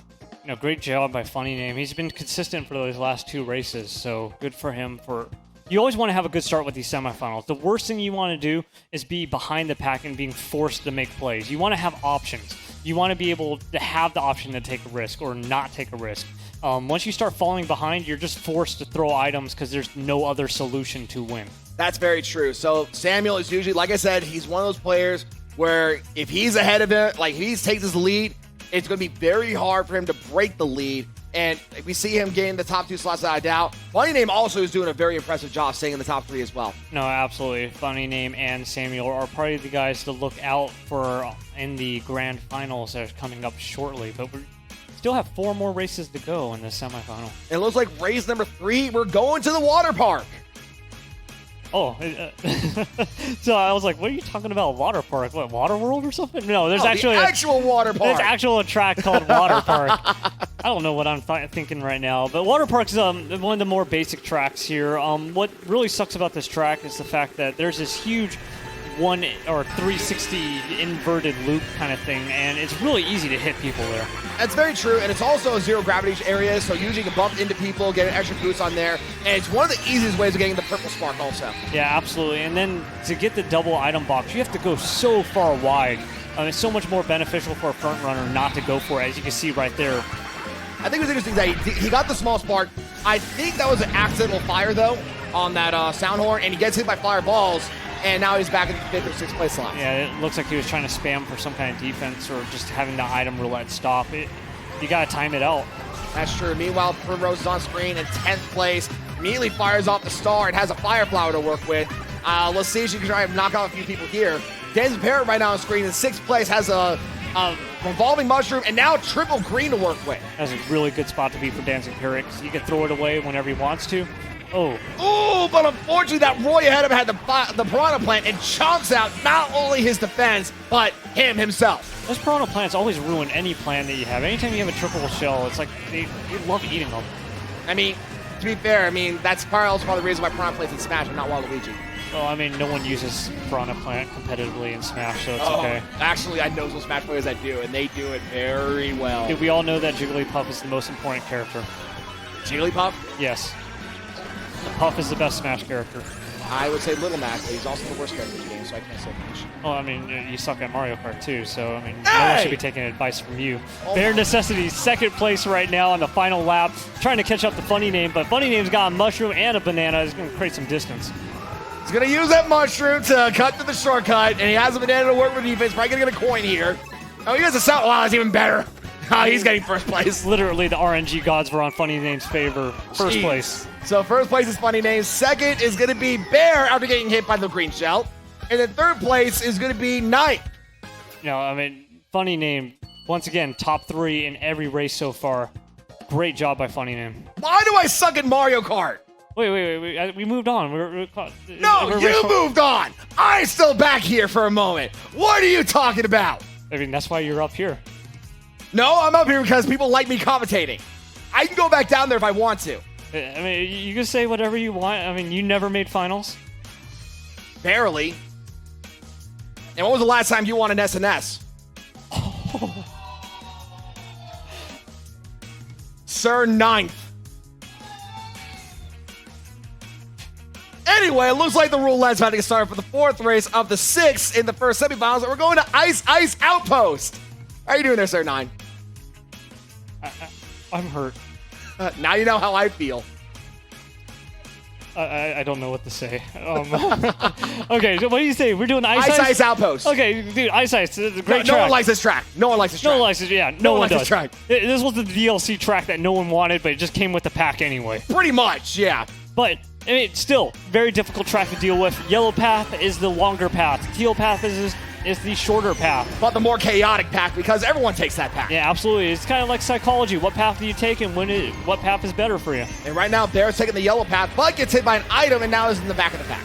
Well, But he did take the yellow path. He got some coins right there. So, I mean, in the end, it kind of works out for him in the long run as long as he doesn't get hit by too many things. That's true. And right now he has triple mushroom to work with, so you know that he can use that to help get himself at the front of the pack and change it right for a double item box with 4 mushrooms to work with. Everyone forgets about the double item box on the yellow path. It's like, it's a free double item box. Take it. And everyone forgets about it. Pretty much, because like you said, a lot of people take the teal pack because usually it's faster, but it's more beneficial usually if you're one of the lone people taking the yellow pack. Yeah, I mean, items are so vital on this track because, I mean, you're in such a skinny bowling alley and the goal is just to hit as many players as possible, especially with a fire flower. Like, you want to get items in this track. That's true, and you saw how that double item box really benefited for him, getting him the 4 mushrooms, double item box, and now is all the way up in second place. But look at the gap between second and first. Well, the issue is that second place isn't keeping up with first place. Your role as a second place is to keep on attacking first place and make sure that he doesn't get a runaway. Well, if he's not going to attack, that blue shell definitely can. I was about to say, I thought the blue shell was going to actually protect him, was going to be protected by the boo, but it looked like Samuel, who I believe is at first place, still got hit by that blue shell. Well, Bear's looking to get a couple of red shells and trying to hit Glorious Samuel. It does not work on the first hit, but Glorious Samuel keeps on taking the cut every time. Bear's taking the long path. He needs to keep up with him. But I think the reason why is he's trying to get items to actually attack Samuel with, because usually if you take that shortcut, you don't have items to work with. That's usually the exchange. That cut is so beneficial. I would always take the cut over a double item box unless if you're like in the back of the pack. That's true, and it looks like Samuel right now with nothing to respond is going to showboat Luke by taking the shortcut. Shock is not going to affect him. He's still taking first place, as right now it looks like Bear is trying to fight off this Roy. No, he gets hit by the star. So Bear looks like he's getting third place. Second's going to be, whoa, Marshall Troopa. Where'd he come from?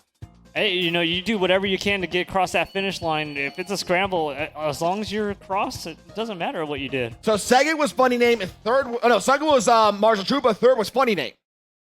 You know, let's go back. You know, you want to bring back old topics. I mean, what's about this? I have not won an SNS in a long while. Well, according to Retnick, to answer Warlike's question over 1 year ago. It's been, no, there's no way it's been that long. Yeah, it has been. You have not won an SNS longer than I've been at an SNS. Holy cow. Crap. So, yeah, my fact stays true.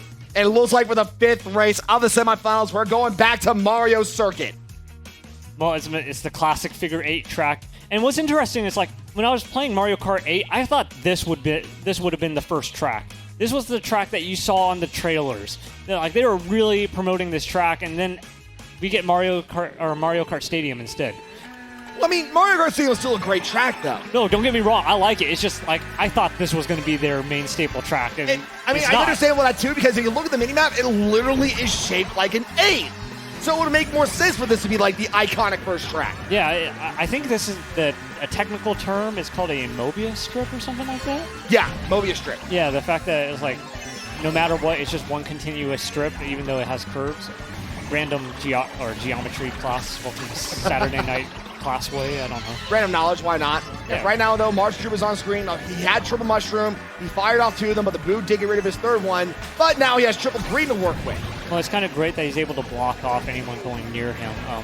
He can't be offensive, but at least he could wait for another item box. I would not have thrown that. That's very true. And right now, he has another item to work with. He got a red shell at 6th place. That's not really good item RNG right there. No, it's just some bad luck right there. But also look that Samuel is not having the insane lead that he normally does.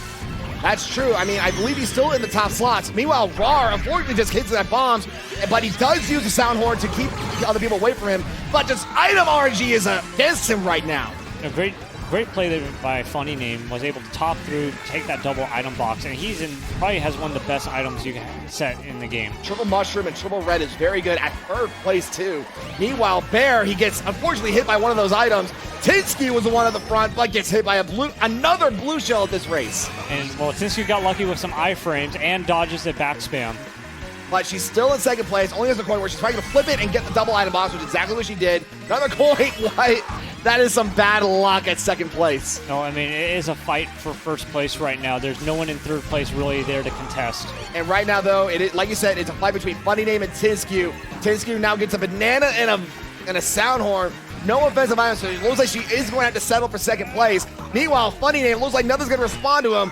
Gets 1st place. Dude, Funny Name has been destroying this semifinal. And second is going to be Tinsky, like I mentioned. And third is going to be Riding My Pidgey.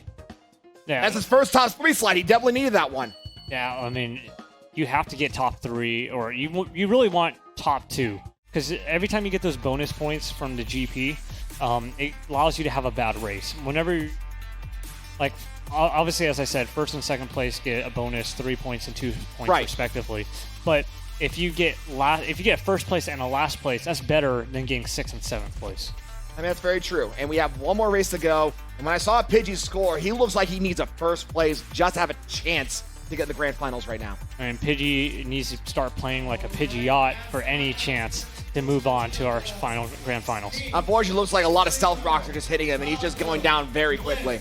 Oh, I mean, he's a flying type. This is a racing game. Yeah, you usually want to be able to soar with that. And it looks like for the last race, oh, it's Grumble Volcano. I love this track. Grumble Volcano is the best. And I see that blue shell on the field. Don't throw that at the players, though.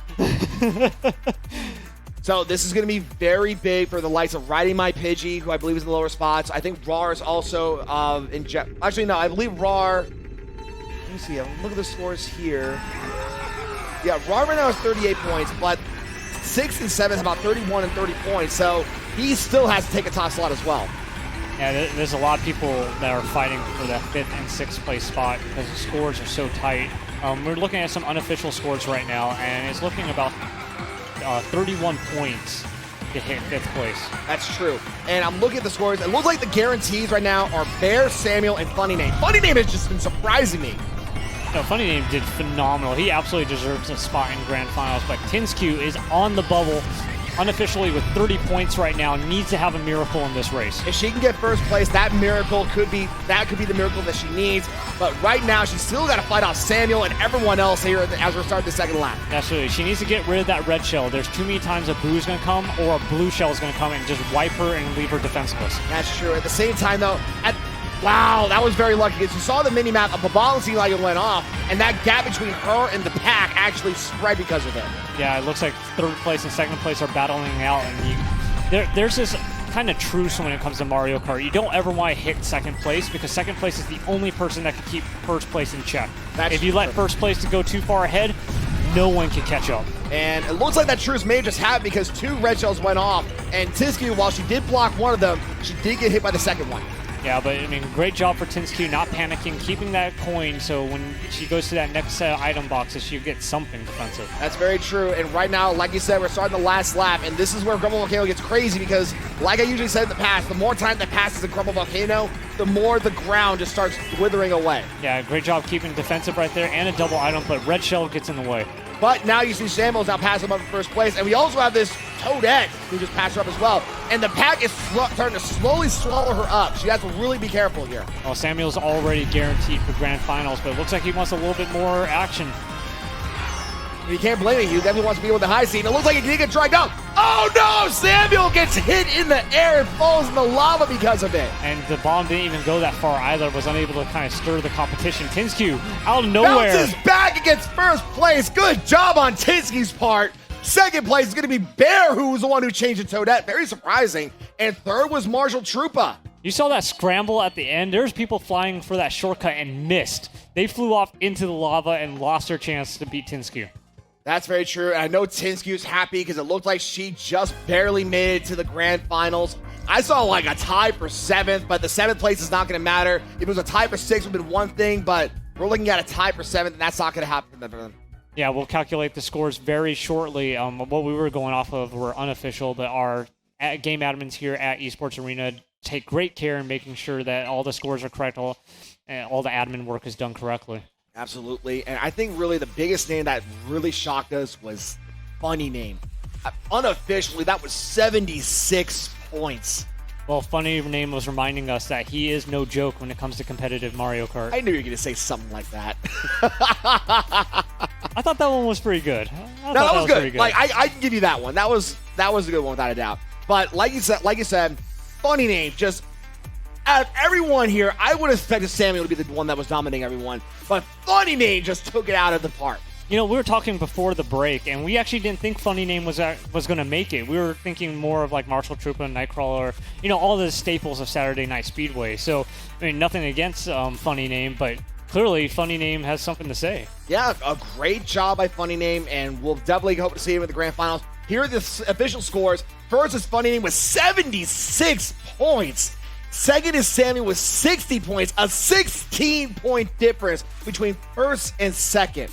Third is Bear with 57 points. Fourth is Marshall Trooper with 46 points. Fifth is Tinsky with 45 points. That first place made the biggest difference right there.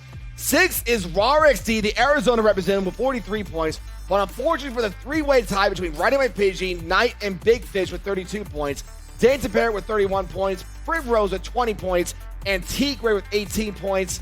Their night ends here. Oh, Pidgey's not advancing to victory road in this case, but Funny Name, that score is such a huge difference against Inglorious Samuel.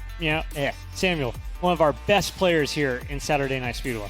That was absolutely impressive. He just surprised us, and I'm one for surprises.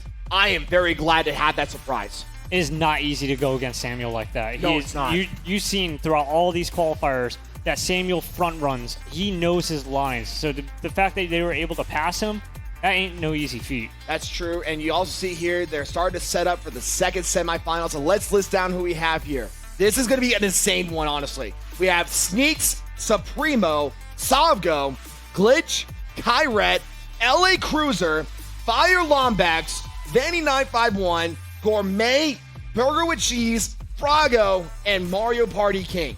Oh, we've been talking about it all this time. LA Cruiser making his return back at Saturday Night Speedway again, obviously going for that grand finals position. And I learned over the break, during the second chance break, that he actually is here for a reason. Can you actually mention that? Yeah, absolutely. He is actually celebrating, or his sister is here celebrating her birthday, Diana. So shout outs to Diana for celebrating her birthday here in the HyperX Esports Arena. Yeah, happy birthday to her. And like I said, it's always glad to see the LA Crew show up.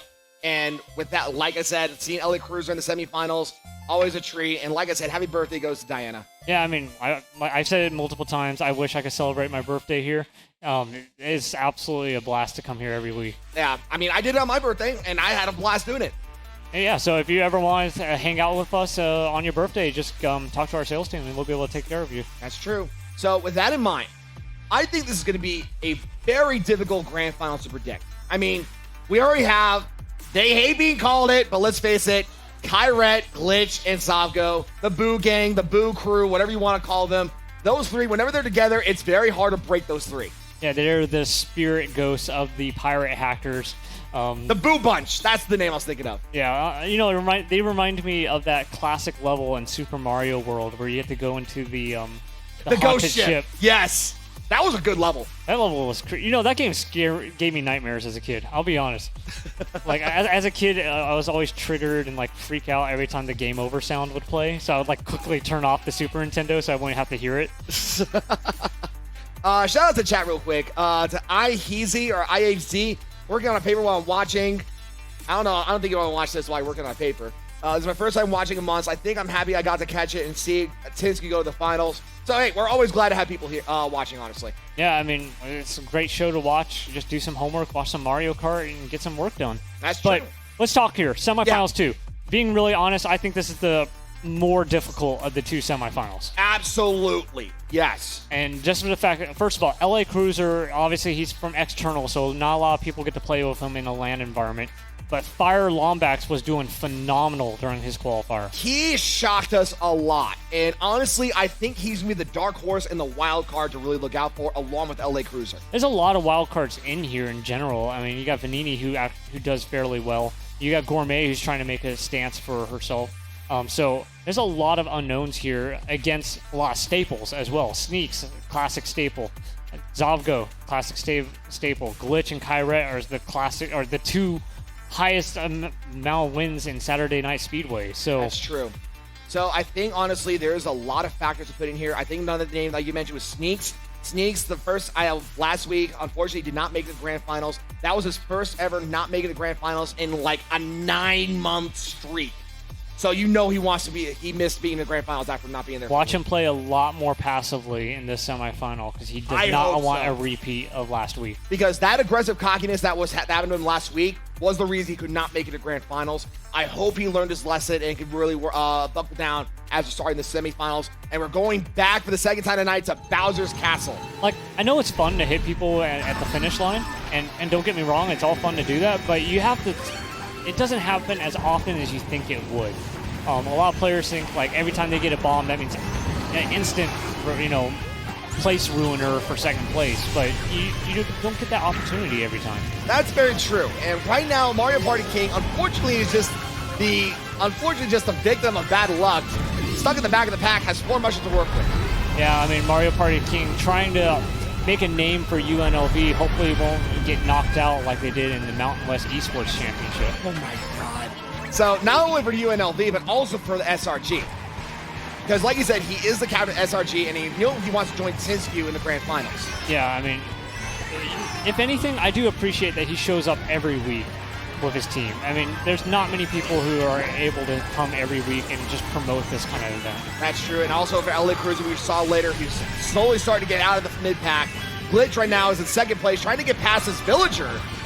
Knowing Kyret and his tendency of changing up his character, I would say that's Kyret, but I could be wrong. I think that the villager is Kyret, but I like how Glitch has 3 mushrooms coming up. He's going to keep a couple of them for the upcoming shortcut. And my prediction was right. It was Kyret who's going to throw the banana right behind the double item box. It looked like it did hit that Donkey Kong, which is a very good, but it looks like a bomb also hit Kyret. Yeah, bombs going everywhere. Red Shell's hitting Kyret as well. And the blue shell goes for Sneaks. A lot of stuff just happened on that last turn, but it's only the second lap, and we just hit our third. And that's going to change everything up. This last lap is going to change a lot of factors. You see both Kyret and Sneaks have triple mushroom to work with in the back of the pack. Yeah, but right now there's not a lot of comeback right now. They need a lot more items to be able to push back into the first second. And unfortunately for Sneaks, he did get screened out of an item, so now he's stuck in the mid-pack with no items going into this last turns here. Meanwhile, LA Cruiser is right now in first place, but he's got to be careful with this last stretch. But he's reminding why he's from LA and why LA needs to be watched out for. Only one defensive item. He's hoping nothing else comes and hits him. And he did have to burn that defensive item on that red shell, but it looks like nothing's going to respond to him. LA Cruiser, he still gets it! Even after getting hit with the boomerang, he gets first place. A great start. Second's going to be Glitch, and third is going to be Savgo. That was a nail biter. That's the important part about having good racing lines, because if you get far enough ahead, even if you get hit by an item, you're still safe. And this is going to go back. LA Cruiser, like I said, he's only been here so many times, but every time we see him, not only does he do a great job, but he is usually a staple in the grand finals. And it's reasons like that you have to look out for LA Cruiser. Dude, I love how it's like he has a cheering squad in the arena. Like, I remember every single time I come over here, he's just like, "Let's go, Cruiser." They do that because that's the LA crew. I mean, we have Moon Princess as part of the LA crew. We have LA Cruiser himself. And we have like a whole bunch of other people that usually show up out of nowhere representing LA and usually doing a great job. And this is a perfect example right here. Yeah, I mean, if you're from LA, definitely come check us out. I mean, I would love to see you guys race. Players love racing against all kinds of racers. I think that's the fun part about Mario Kart. There's so much diversity when it comes to the racers. You don't think that it's just like a group of guys or anything like that. You could play against anyone. That's true, and it looks like for the second race of 6 in the second semifinals, we are going to Water Park. We're starting with LA Cruiser on screen, and yet again, he peels out at the beginning. I'm not sure if this is intentional or not. It's not intentional. I think it's just genuine mistakes. Usually, when you play at home, there's like things you have to deal with, like TV latency and such. You're playing on some of the best gaming equipment here at the arena. It has a little bit different timing. I mean, I guess it's very true, but even then, he's still holding his own. He's still in the mid-pack, but that could change up really quickly here. Oh, it sucks that you got sideswiped by that one character, but Glitch in a really good spot with 2 items as defense. And yeah, Banana and a red shell, he does bump the wall a little bit, but he's still holding his own. The pack is literally nipping at his heels, though. He's got to be very careful. I like how he held his drift for the entire time so that it turned orange and then he was able to let go. But he's got to be careful. Now there's King Boo's ahead of him. If I'm going to guess, that's going to be Savgo up front. Doesn't matter. He has a red shell, so if anything happens, And he'll, if anything, try to protect that double item box. And I love what he's doing. He's actually nipping at the King Boo's heels just so he can pull off the slipstream and not have to worry about using up his items. No, that was a great play by Glitch right there, because no one can attack him right now. And still 2 items. Well, you see one of the green shells does get rid of his banana peel, but he has a red shell to work with as we're going through this 360 turn of the last lap. I always hate when you want to see their second item. It's kind of like poker, how they show you one card, and you're like, what's the second card then? Show it. And they muck it. Yeah, they don't want to show it. It's so annoying.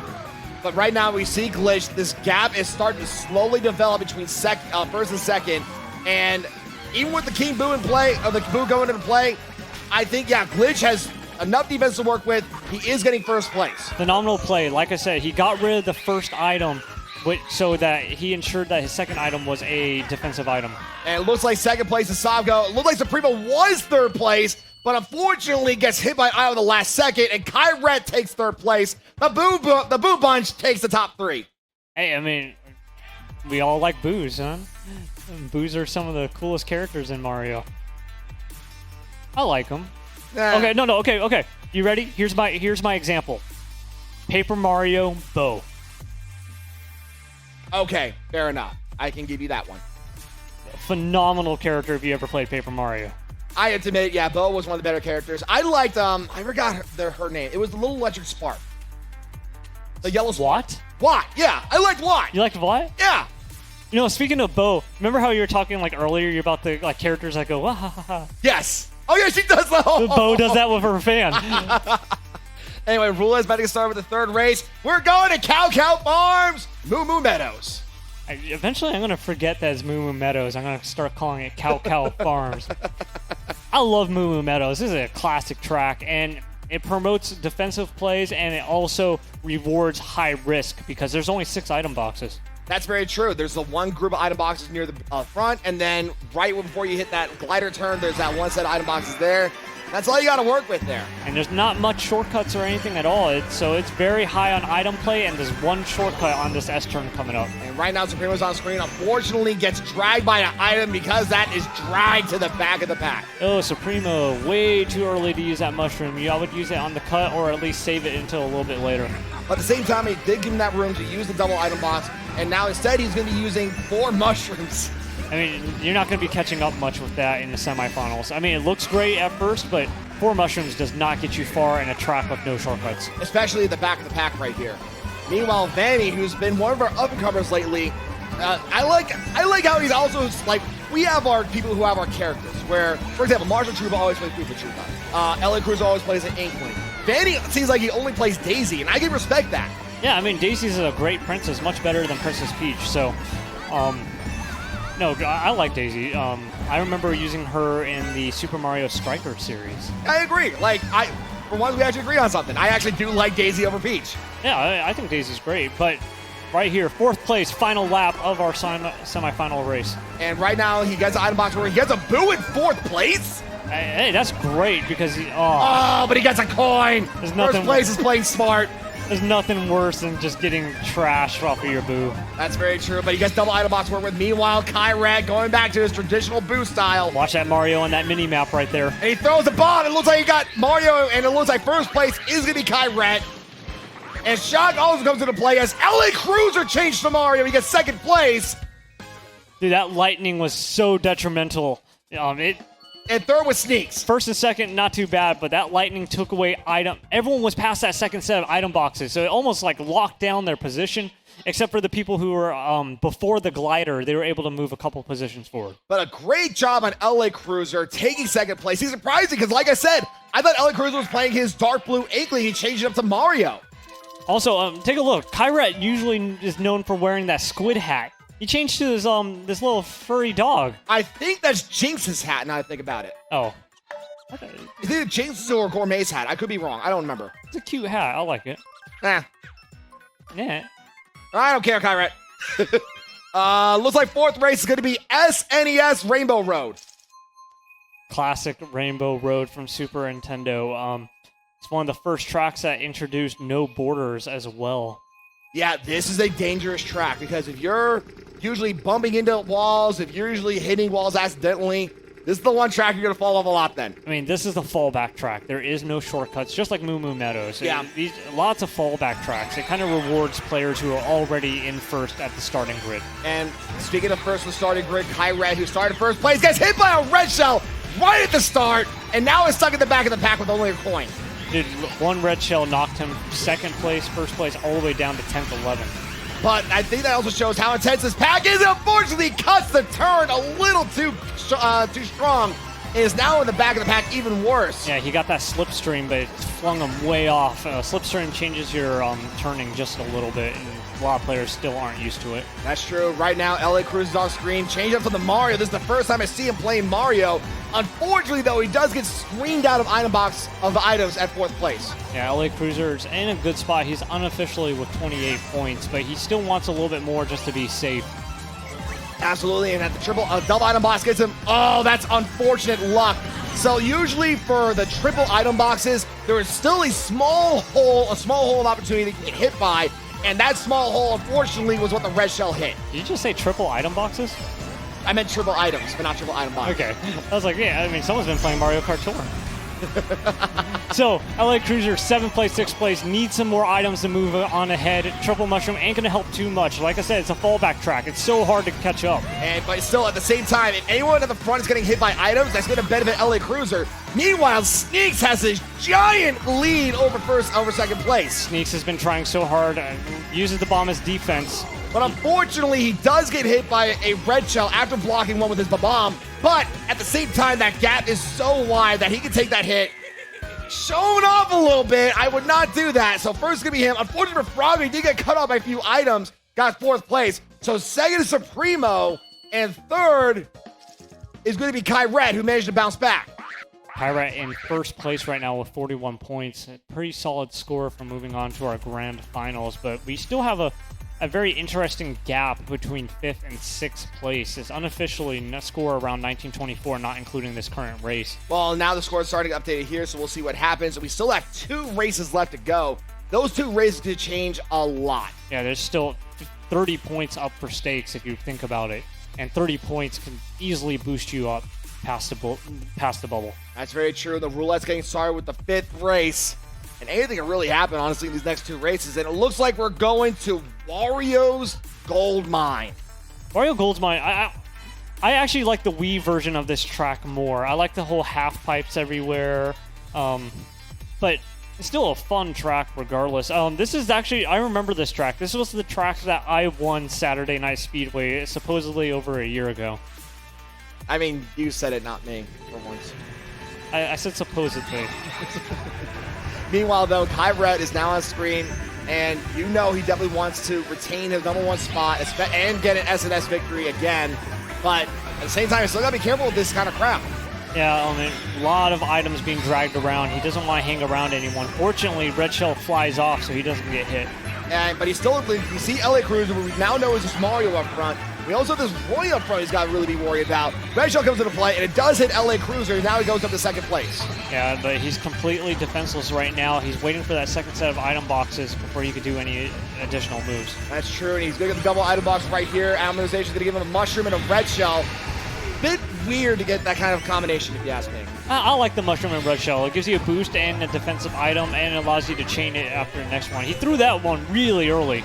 That's very absolutely. And it does force off his item, the first place's item, and he gets a mushroom to work with. I think he was trying to bank on getting another red shell so he could combo into it, but it didn't really work out that way. Yeah, I mean, it's really hard to get a red shell at 2nd place, but he does have the distance, so I don't blame him. But blue shell is coming in. Who's going to break? And at the same time, it looks like whoever is that Roy is going to have to take that blue shell unless he has something to defend with.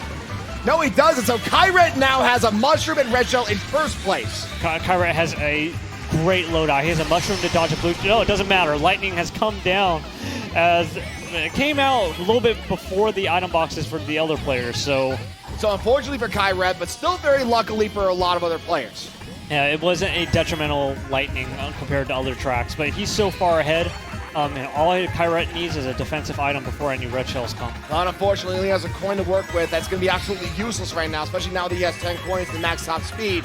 Meanwhile, I realized, look at how many Roys we got in the semifinal. There's like 4 or 5 Roys.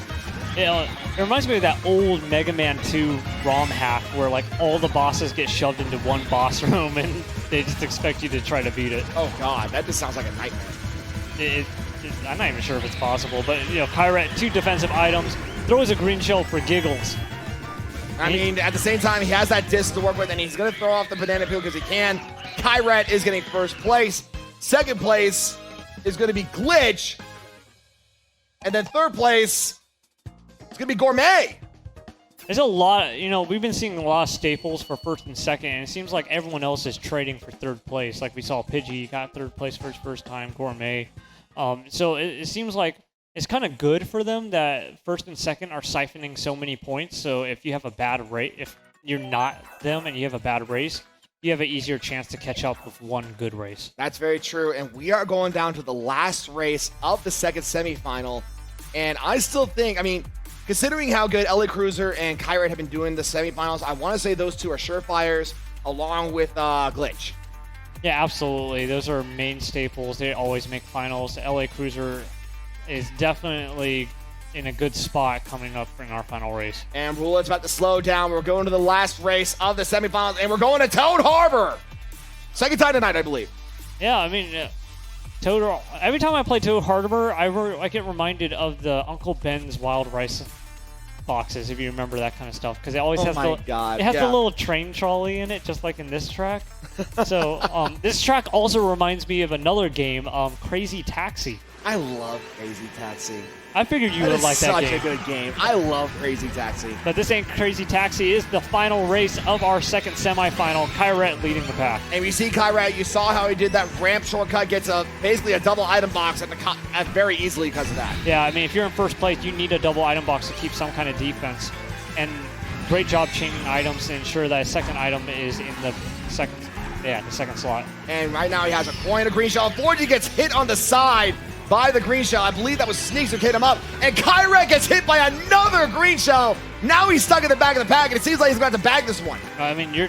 You have to at this point. There's not much opportunity. When you get knocked so far behind in semifinals, sometimes you need a better item to move forward. That's true. And we see Sneaks who hits the King Boo with the sound horn, just making a statement saying, "Get away from me right now." Sneaks, this is Mario Kart, not Fear Factor. You don't need to be doing that kind of mean stuff to him. Oh my god, I love Fear Factor too. You like Fear Factor too?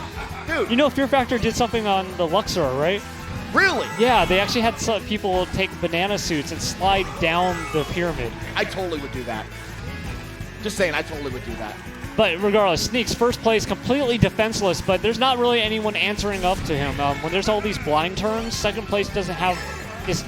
will be less likely to throw an item. And he gets the trolley hop. That's going to boost him so far ahead. That's true. And but the blue shell is going to come into play. The gap is widening, but the blue shell is going to help shorten that gap in a moment. Is he going to... It looks like he's just going to take the hit, but he did do it in front of a zip pad, so he'll be able to at least get back to his main top speed. Very well timed. He flips the coin, gets the new item, has double defense to work with now too. Yeah, with 2 double items, there's not much going on. Look at that Bullet Bill, though, coming up to him. That is a very long track Bullet Bill. That went from, the mid-back part of the pack to literally right behind Sneaks. Dude, Bullet Bills are so powerful in semifinals because everyone is so clustered together. That's true. Whoa! That was very risky, but it worked. That was a great play by Sneaks, being able to get those double item boxes without getting hit. That's really scary. And you see Sneaks, he was looking behind him. He was going to try to throw that bomb behind him to try to screw over that second place. But Sneaks, even with the boo, still gets first place. Second was Glitch, who was the guy, I guess, who was bagging the back. And third is going to be Gourmet for the second time. Gourmet's in a really good spot after that. Let's actually stay here. Let's see what's going to happen. I don't think she made it. Oh. No, she did not make it. Rough break for Gourmet, but we're going to tally up the rest of the scores for the other players, make sure that it's official by ESA before we announce them, but great semifinal. Absolutely. So great job by Sneaks, ending it off very well. Glitch doing a great job. Kyret doing a great job. LA Cruiser doing a great job. I think those 4 alone are surefires and going to the grand finals. Absolutely. Their scores were consistent throughout every time. They were essentially getting first and second back and forth trading, and with that many bonus points, that's not going to stop you. You're good. I think at the same time, this is going to be very interesting if LA Cruiser is going to make it, because that means we have RST, who's the Arizona representative, LA Cruiser being the LA representative, basically going against all of Vegas for the 10 representatives. So normally in Saturday Night Speedway is the Pirate Hackers versus Storm Rush Gaming versus the Powerpuff Girls. This time it is Arizona, Las Vegas versus LA. Absolutely. And if that happens, I would love to see it. It's usually a show when it happens. And we have the boards. Let's see. So first place is going to be Kyret with 63 points. Second is Sneaks with 61. Third is Glitch with 58. Fourth is Sabgo with 48. Fifth is LA Cruiser with 42. Sixth is Fraga with 41. So that's our top 6 going on to the grand finals. But unfortunately for Gourmet with 34 points, Supremo with 32 points, along with Vanny with 32 points, Fire Lombax with 29 points, Burger with Cheese with 27 points, and Mario Party King with 24 points. Their night ends here. Yeah, I mean, like I said before, we were keeping a look at Firelo and Vanny, and we're like, they did really good in their qualifiers, but whenever people come to semifinals, it's a very different beast. Absolutely. And even at your debut, if you manage to make it your debut, great job. But at the same time, I mean, you're going against some of the best players in esports arena, in the Saturday Night Speedway for a reason. And you're going to learn your place very quickly. Yeah, I mean, a lot of players are actually more scared of semifinals than finals, because in finals, you're at least getting a chunk of that $700 pot. But semifinals, you have to get top 6 to move on. Absolutely. And I think this grand final is going to be absolutely interesting now that we can officially say that both RST and LA Cruiser are going to be in this grand finals. Yeah, and don't forget that we are actually giving away our first trophy for Saturday Night Speedway as well. So whoever is going to be getting, we'll see what happens with the grand finals. We'll see who's going to be getting this trophy right after a quick commercial break. We will be right back with Saturday Night Speedway, brought to you by Findlay Volkswagen at the Valley Auto Mall.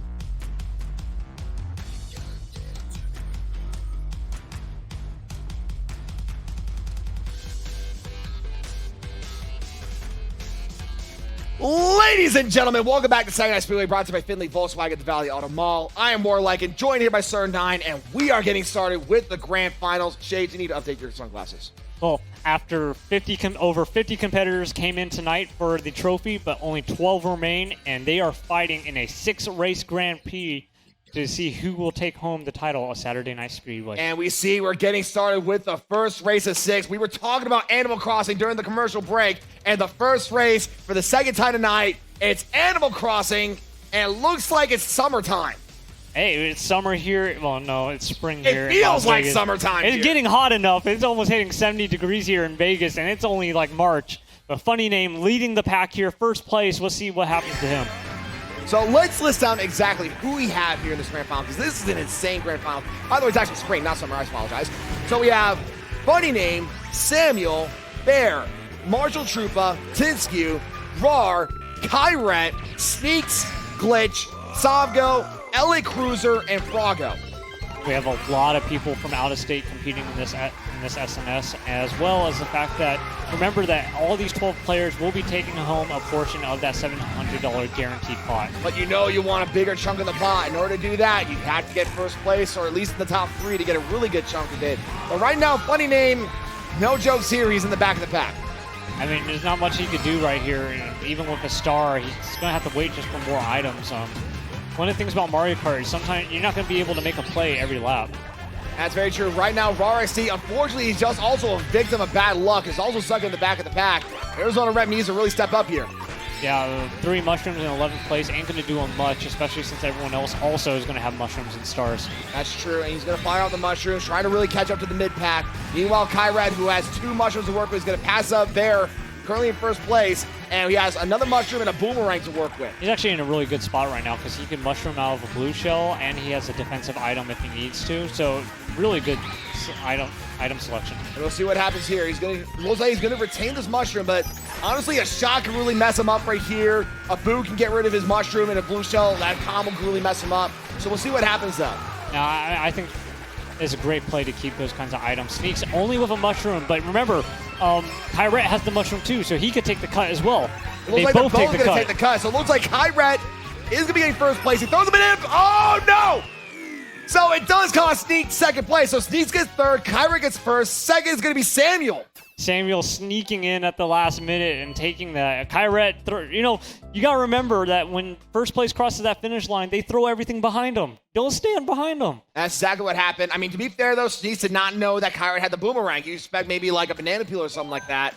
Yeah, but the boomerang just came out of nowhere and hit Sneaks when he didn't expect it. You have to remember that Kyret used the mushroom really early, so he was behind that blind corner, so Sneaks wouldn't have been able to know what his second item was. Exactly. That makes more sense. Yeah, still a great start, though, for Kyret, Samuel, and Sneaks. You know that Kyret wants to really... Well, unfortunately, it looks like we have a disconnect, so this second race is going to be Nolan Boyd. Yeah, I mean, it happens. It is a land play. Computers aren't perfect, so our admins here at ESA are going to take a look, see what they need to do to get this resolved, and take care of the races. So we have that disconnect, so it's going to be a bit of a pause. Not a break, but a bit of a pause. It looked like it was going to be Cloud Top Cruise. So I don't know what's going to happen. Are they just going to do random, or are they just going to do Gentleman's Rule for Cloud Top Cruise? I think they announced it before the race even started, so I think they're going to go random. But I love Cloud Top. That is a great track, and I especially love the music for that. It is definitely one of the better soundtracks, if you ask me, without a doubt. To be honest, I think Mario Galaxy has a phenomenal soundtrack in general. Mario Galaxy? I would say Mario Odyssey has some really good soundtrack also. What soundtrack? There's like nothing there. All right, you play Mario Odyssey, right? Yes, I have. It's just mostly silence and then occasional boss music and Jump Up Superstar. Have you not played Bowser's Castle on Mario Odyssey? Okay, like that Japanese style music. That's one song though. Galaxy Jump Up has Superstar. Dude, okay. New Dog City. Mario Odyssey's soundtrack, their OST fits on one CD. Mario Galaxy's was 3 CDs the big. Flower Town. I forgot the name of the Flower Town. The Flower Stage. Da da da da da da da da. Oh. Da da da da da da da da. That one. The Metal Gear Solid 3 boss. Yeah. Yeah, exactly. I remember that boss. No, I honestly Here's the thought. thing. Yeah, you guys have quantity. I still think they have quality. No, okay. Let me take this back, because I think the fact that Odyssey has a good soundtrack, but does not have Galaxy has like 50 great songs. Odyssey has like 5 great songs. Quantity over quality. That is what I'm saying. No. You have quantity, I have quality. No, dude, Galaxy has so much better tunes in general. Okay, no. You ready? Galaxy 2 has the remix of the Secret Slide song. Can I say controversial? Can I say something really controversial here? I mean, as long as you don't get me in trouble, go for it. I do not like Galaxy 2. I love how the music stopped when I said that. I apologize to everyone out there. The viewpoints of Warlycan do not accurately reflect the viewpoints of HyperX Esports Arena, any of its subsidiaries, and so forth. There are people next to me who are allowed to be wrong. Coming from the guy who hasn't won an SNS in over a year. Yo, stop. First race, we're going to Rainbow Road. Not the first race, the second race, we're going back to Switch Rainbow Road for the second time. I wish we're getting. I think I messed up with last week as That's well. exactly what you did last week, and I had to remind you about that too. It's okay. I mean, I make mistakes. We're all human, I hope. And Glorious Samuel, no items going off of that first turn. Hopefully he doesn't get hit by anything on this jump. And we'll see what happens. I mean, he's currently in first place in this race, but I mean, getting second place at Animal Cross is definitely giving you a great start as well. But he's still got to wrestle out of Kyret, and he wants to retain that title. And the fact that these boos are just head-to-head with each other, just banging each other, just the fact that the race is that close. Bomb flies by, and it hits. Samuel right at the top part of the entire bomb explosion. Brings him all the way back to 7. That was a great bomb throw. I thought that was going to fly off the track, but it landed in that nice, sweet spot. That was a very nice bomb snipe. That was usually I think that would be something that Bear would have, but Bear's stuck in the back of the pouch right now. Bear's got a long way to go. He bags a lot. I've seen him on his stream. He's like, I think he makes mistakes of when you should bag and when you should go for it. And it looks like Raw is currently in 4th place, does get shocked out of his mushroom. And it looks like what was first place got shocked in the air. So not a good start for him, but very beneficial for Raw. But he is slowing down a little bit. Now he's stuck in 5th place. Raw's making a lot of misplays there, falling into that rigged area where you lose acceleration and gets hit by a star midair. Oh, very bad luck as the Lakitu now has to literally drag him all the way up. Has a blue shell to work with, though. Meanwhile, Samuel, who was stuck in the mid-pack, is now trying to catch up to Froggo, who's currently in first place. Bro, remember, that player has that blue shell, and Froggo has that super horn. He's in a good spot right now. And it looks like whoever's at Bullet Bill, the Bullet Bill is actually, so whoever now uses that Bullet Bill is going to get hit by the blue shell. It's Kyret, who used the mushroom dodge. Dude, that was a great play. I love seeing the mushroom dodge on a blue shell any day. And, like, the fact that he went into first place, prevented second place from using that super horn. Great play by Kyret. I think what's interesting also is he still managed to stay on the track as he was doing all that too. Yeah, great stuff there. Kyret is going to fall a little bit behind, but he can still play for first place. Absolutely, but he also did fire the sound horn, make sure he can bank off everything else. Another blue shell's coming to play. Froggo has nothing for this. He's going to have to take this one. He should have waited a little bit on that zip pad there, but it looks like he's still going for second. Oh no, he gets hit by a backwards red shell, goes all the way to 8th, 9th. Froggo, So it's okay. Samuel gets first place. Second's going to be Rar. Third is going to be, is that Tinsku? It's Sneaks. Dude, I'm surprised Froggo did not go air boom and just start throwing controllers. That is a horrible feeling with that red shell. Oh my god, I realized Airboom has not been here in like a month. I miss his rage. Well, yeah, because he can't come back because he broke all his controllers.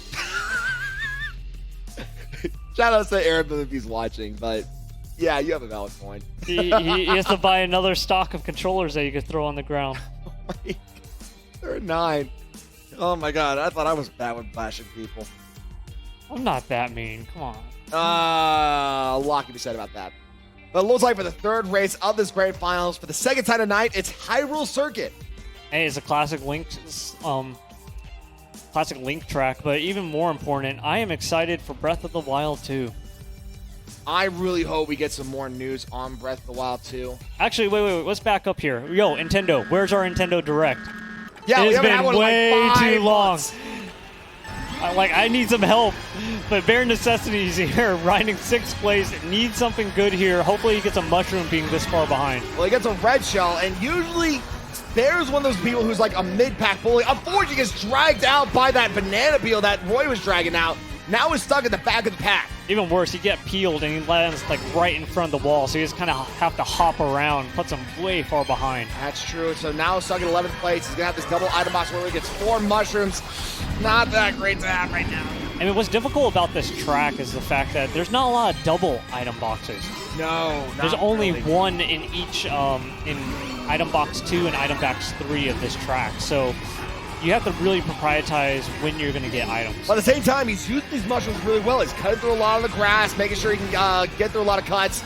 Now has another item box. He's chaining it really nicely. It's just he got some really bad luck. Right now, though, Kyret's in first place, has a mushroom and a rupee to work with. I don't know how Kyrie has these mushrooms in first place all the time. It's like he's so consistent with using his mid-pack items to boost up in the first place, but still leaving something behind. Well, I think we usually have it, because remember, Kyret had to start him out in the middle of the pack after what happened in Rainbow Road. So because of that, he had that mid-pack item already set up because the randomizer could work with, and then he probably worked his way up to first place, and still kept that mushroom and smuggled the entire time. Yeah, I mean, I guess that just leads into how critical it is that the map, or what place you get when the next map comes in. The pole position really does matter, and it looks like Kyret's taking that pole position to his advantage into the first place. Meanwhile, Sneaks is trying to catch up to Kyret, only had a mushroom to work with as the blueprint now comes into play. But Blue Shell coming in for Kyret. He is really far ahead, though. One hit's not going to do much. Sneaks couldn't get out of the way of that Blue Shell. Well, here's the thing also. Kyret has that mushroom. Here's a mushroom dodge. No, it didn't work! So what happened there was he used the mushroom on a jump. It raised his elevation a little bit too much, which hit him on the Blue Shell. And not only that, the plant also chomps on him. That brings the gap down. But I think he's going to have just enough room to work with to still take first place. Just barely. So first place is Kyret. Second is LA Cruiser. And third is going to be Samuel. And we've said it multiple times. There's 4 people to look out in this finals. Gloria Samuel, Kyret, Sneaks, and Glitch. As of right now, Glitch is not having a good start right now. I'm really surprised. We have not seen him in the top 3 yet. LA Cruz, that was his first top 3, so he definitely needed that one. Right now, I think it's a fight between Samuel and Kyret. Yeah, I mean, Samuel and Kyret is the classic rivals. Samuel's trying to go for double-digit wins here in Saturday Night Speedway. Still a little bit off, but he's so consistent that he's going to break it very shortly. That's very true. And here's the thing also is that Samuel is right now 2 SNS victories in a row if you count that tie from 2 weeks ago between him and Glitch. So if he wins it here, he's going to be part of the 3-peats. 3-peats are very hard to do. Yeah, because clearly I can't even win one SNS in over a year.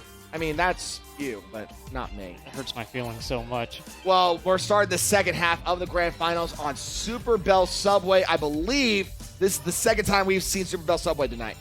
Well, I mean, this is one of my favorite tracks, just for the fact that you could hide between subways to dodge red shells. Not many tracks give you that luxury of dodging red shells in general. I wouldn't call it a luxury because at the same time, if you're too close to Subway, your partners will just get hit by a red shell because that's the same effectiveness. I mean, you gotta be good at Mario Kart. I mean, don't get hit. It's classic 101. I mean, true. Meanwhile, though, right now, Marshall Troop is on screen, about 6th or 5th place. Double item box gives him a mushroom and a red shell. That's kind of weird to have that in the mid-pack. I mean, it's not ideal, but it's still good because he gets, gets a boost, gets a chain of red shell, helps him out a little bit. It's very true, and right now he's slowly starting to get himself at the front of the pack, but at the same time, everyone else is getting so many great items as well, it's going to be very hard for him to break this. Yeah, Marshall's taking a little bit too wide of the turns as I would have.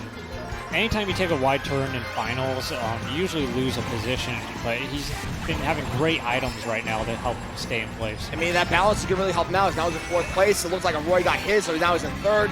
Another double item box to work with. He's chaining it very nicely, honestly. I like how he took the higher path instead of the lower path. He saw that player was below him. That was a great idea. That's true. Meanwhile, Sneaks is right now in 3rd place. That blue shell looks like it hit LA Cruiser, but the Subway hits Sneaks, who bounces back with the mushroom. Very good job. Yeah, I mean, mushrooms are great because it skips your acceleration phase and just puts you right into top speed. That's true, and it looks like he may have to use his red shell for a red shell, and now he's in the last lap. He's throwing that boomerang, trying to get that King Boo, but a green shell does hit him, brings him all the way back to 9th. And he's smacking everyone with that boomerang. I saw 4 or 5 individuals getting smacked by that one. That's true, but right now he's still trying to get out of this mid-pack. You see LA Cruiser trying to get out of the mid-pack. We see Samuel trying to get out of the mid-pack. This is going to be very difficult for everyone. Sneaks just gets hit by another item, has to use another mushroom that way. See, that's the thing about heavy characters. When you get hit once, you can't start drifting immediately, and with these crazy specific turns, that's not easy. And right now, we saw that blue shell unfortunately hit Bear. Brawler XD is going to definitely take advantage of this. Brawler XD, the Arizona representative, is getting first place. Second place looked like that was Samuel. And third, I believe, according to the cheers, is LA Cruiser. It is LA Cruiser. Yeah, anytime you hear that cheering in that audience, you know it's the LA crowd. Yep. Because they're the only ones who are cheering every time. I think what's funny also is that we had in the top 3, Arizona representative, Vegas representative, LA representative. Well, All 3 of the West Coast on that top 3. let's go Vegas. Because we're here in Vegas, so I got to cheer for them. I mean, fair enough. Sorry, LA. Your guys' traffic is just horrible. What about Arizona? Arizona doesn't have anything there. They're just out in the desert. See, this is why the LA crowd doesn't like you, for the record. I heard the booing. I mean, yeah. You tell them to go to Chinatown like at 5 p.m. I would rather not. There's and no. we were talking about Claw Top Cruise earlier. 5th race is Claw Top Cruise. Okay. I get, we were talking during the break, like, you know how you yell at Baby Park? They're like, oh, what's the one thing I would yell for? And we were like, okay, it's either Shine Thief, but I think I would also yell for Cloud Top, because this is one of my favorite tracks. So, what would it be like? Do you want me to try it, or do you want to do it? I do not want to kill my voice, All right. so I am good. So, let's see if I can do it. We're going to Cloud Top Cruise! It doesn't have the same feel. I think Baby Park's better. Yeah, I mean, it's kind of it's kind of its own thing. It's a signature. Yeah. Sorry, Twitch chat. Don't get mad at us. We're trying different things here. Yeah. Tinsky, 5th place, no items. Got a long way to go before you get another set. And she's gonna fire off right here into the clouds. And like you said, no items gonna pop up until you go back to the glider section here. Yeah, I mean, this is one of the hardest parts of this track. Is like you want to save as many items as possible for the zip pad section. Unfortunately, she also gets screened out of items by LA Cruiser, who is in front of her right now. See, when you have those heavy characters, it's hard to dodge those bananas left in front of those double item boxes. So she was forced to take that path. And very risky move. She almost got dragged out by that red shell. I'm kind of surprised that King Boo didn't throw the red shell in front of her right there. Yeah, but she's got 3 mushrooms. No one wants to hit someone with mushrooms because it's just a waste of time. They'll just immediately boost back. That's true. She's still in 4th place, though, with 2 mushrooms to work with. Gotta be very worried about this King Boo who has a fire flame in front of her, along with the other King Boo right here. Well, I mean, right now, I would just kind of like have a little truce with the mushroom. Actually, you can't even do anything now. There's a lot of green shells everywhere. And not to mention, she also lost her mushrooms to the Boo, and now she's having to use the glider pass. She has to watch out for that lightning as well. Shot! And she falls! No! I like how she stood far away to dodge those green shells, but hitting the lightning was a huge mistake. Yep. And it looks like she's in 9th place going to the last lap. And look at this gap between 1st and 2nd. If I would have guessed that 1st place is... I thought it was Kyred, but I guess maybe it was Samuel or someone else. But Kyred is now starting to catch up with 1st place. Triple mushroom in hand along with a banana peel. Triple mushrooms and threw off a lot of red shells against Samuel. He had nothing to defend against that one. I think Kyret's in a really good spot right now. I mean, right now it is a fight between Samuel and Kyret with one other race left to go. And along with here, Kyret has a mushroom and a banana peel. You better watch out for any kind of shocks or boos or shells to work with here, though. I like how he uses the mushroom right here, try to get some distance, and he immediately puts a banana for defensive. And Kyret gets hit by the red shell in the air. It falls. It's going to bring him to the mid-pack as he gets 6th place. Samuel, I believe, gets 1st place. No, it's Barry gets 1st place. 2nd's going to be Frago, and 3rd is going to be Samuel. A lot of items there in the last second, and just that double red shell, I mean, no one saw that one coming. Oh, very unfortunate luck for Kyret. He took the risk of taking the shortcut, but unfortunately the red shell just trailed him when he had no items to work with, falls off, and has to all the way go back, gets stuck in 7th place.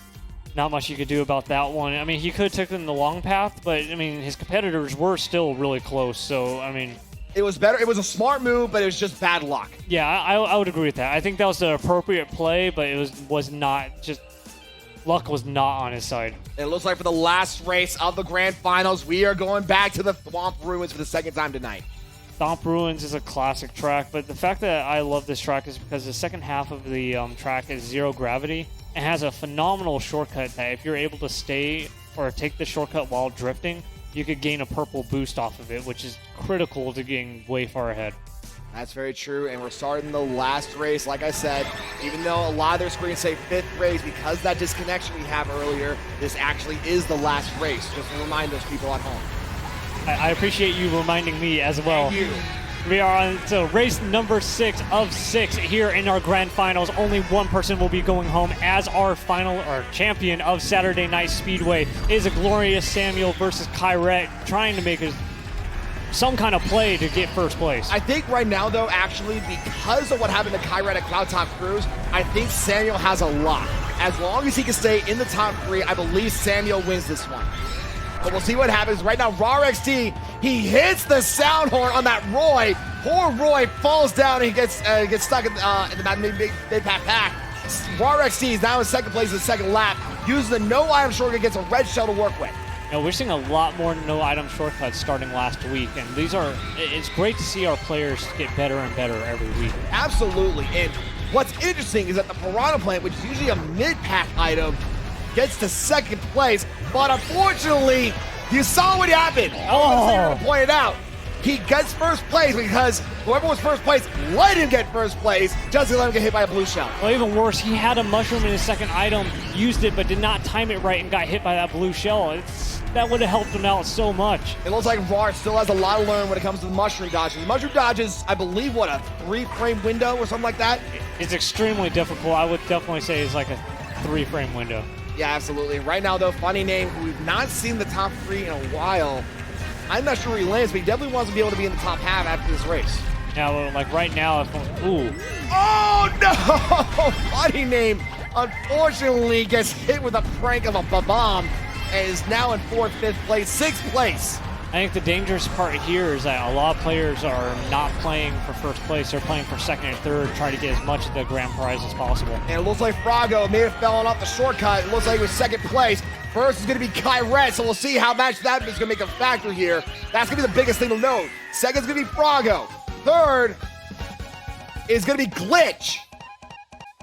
So this is very critical because Samuel and Kyrette were up in the front top. So we see Samuel right now, who has 55 points. Kyrette has 51.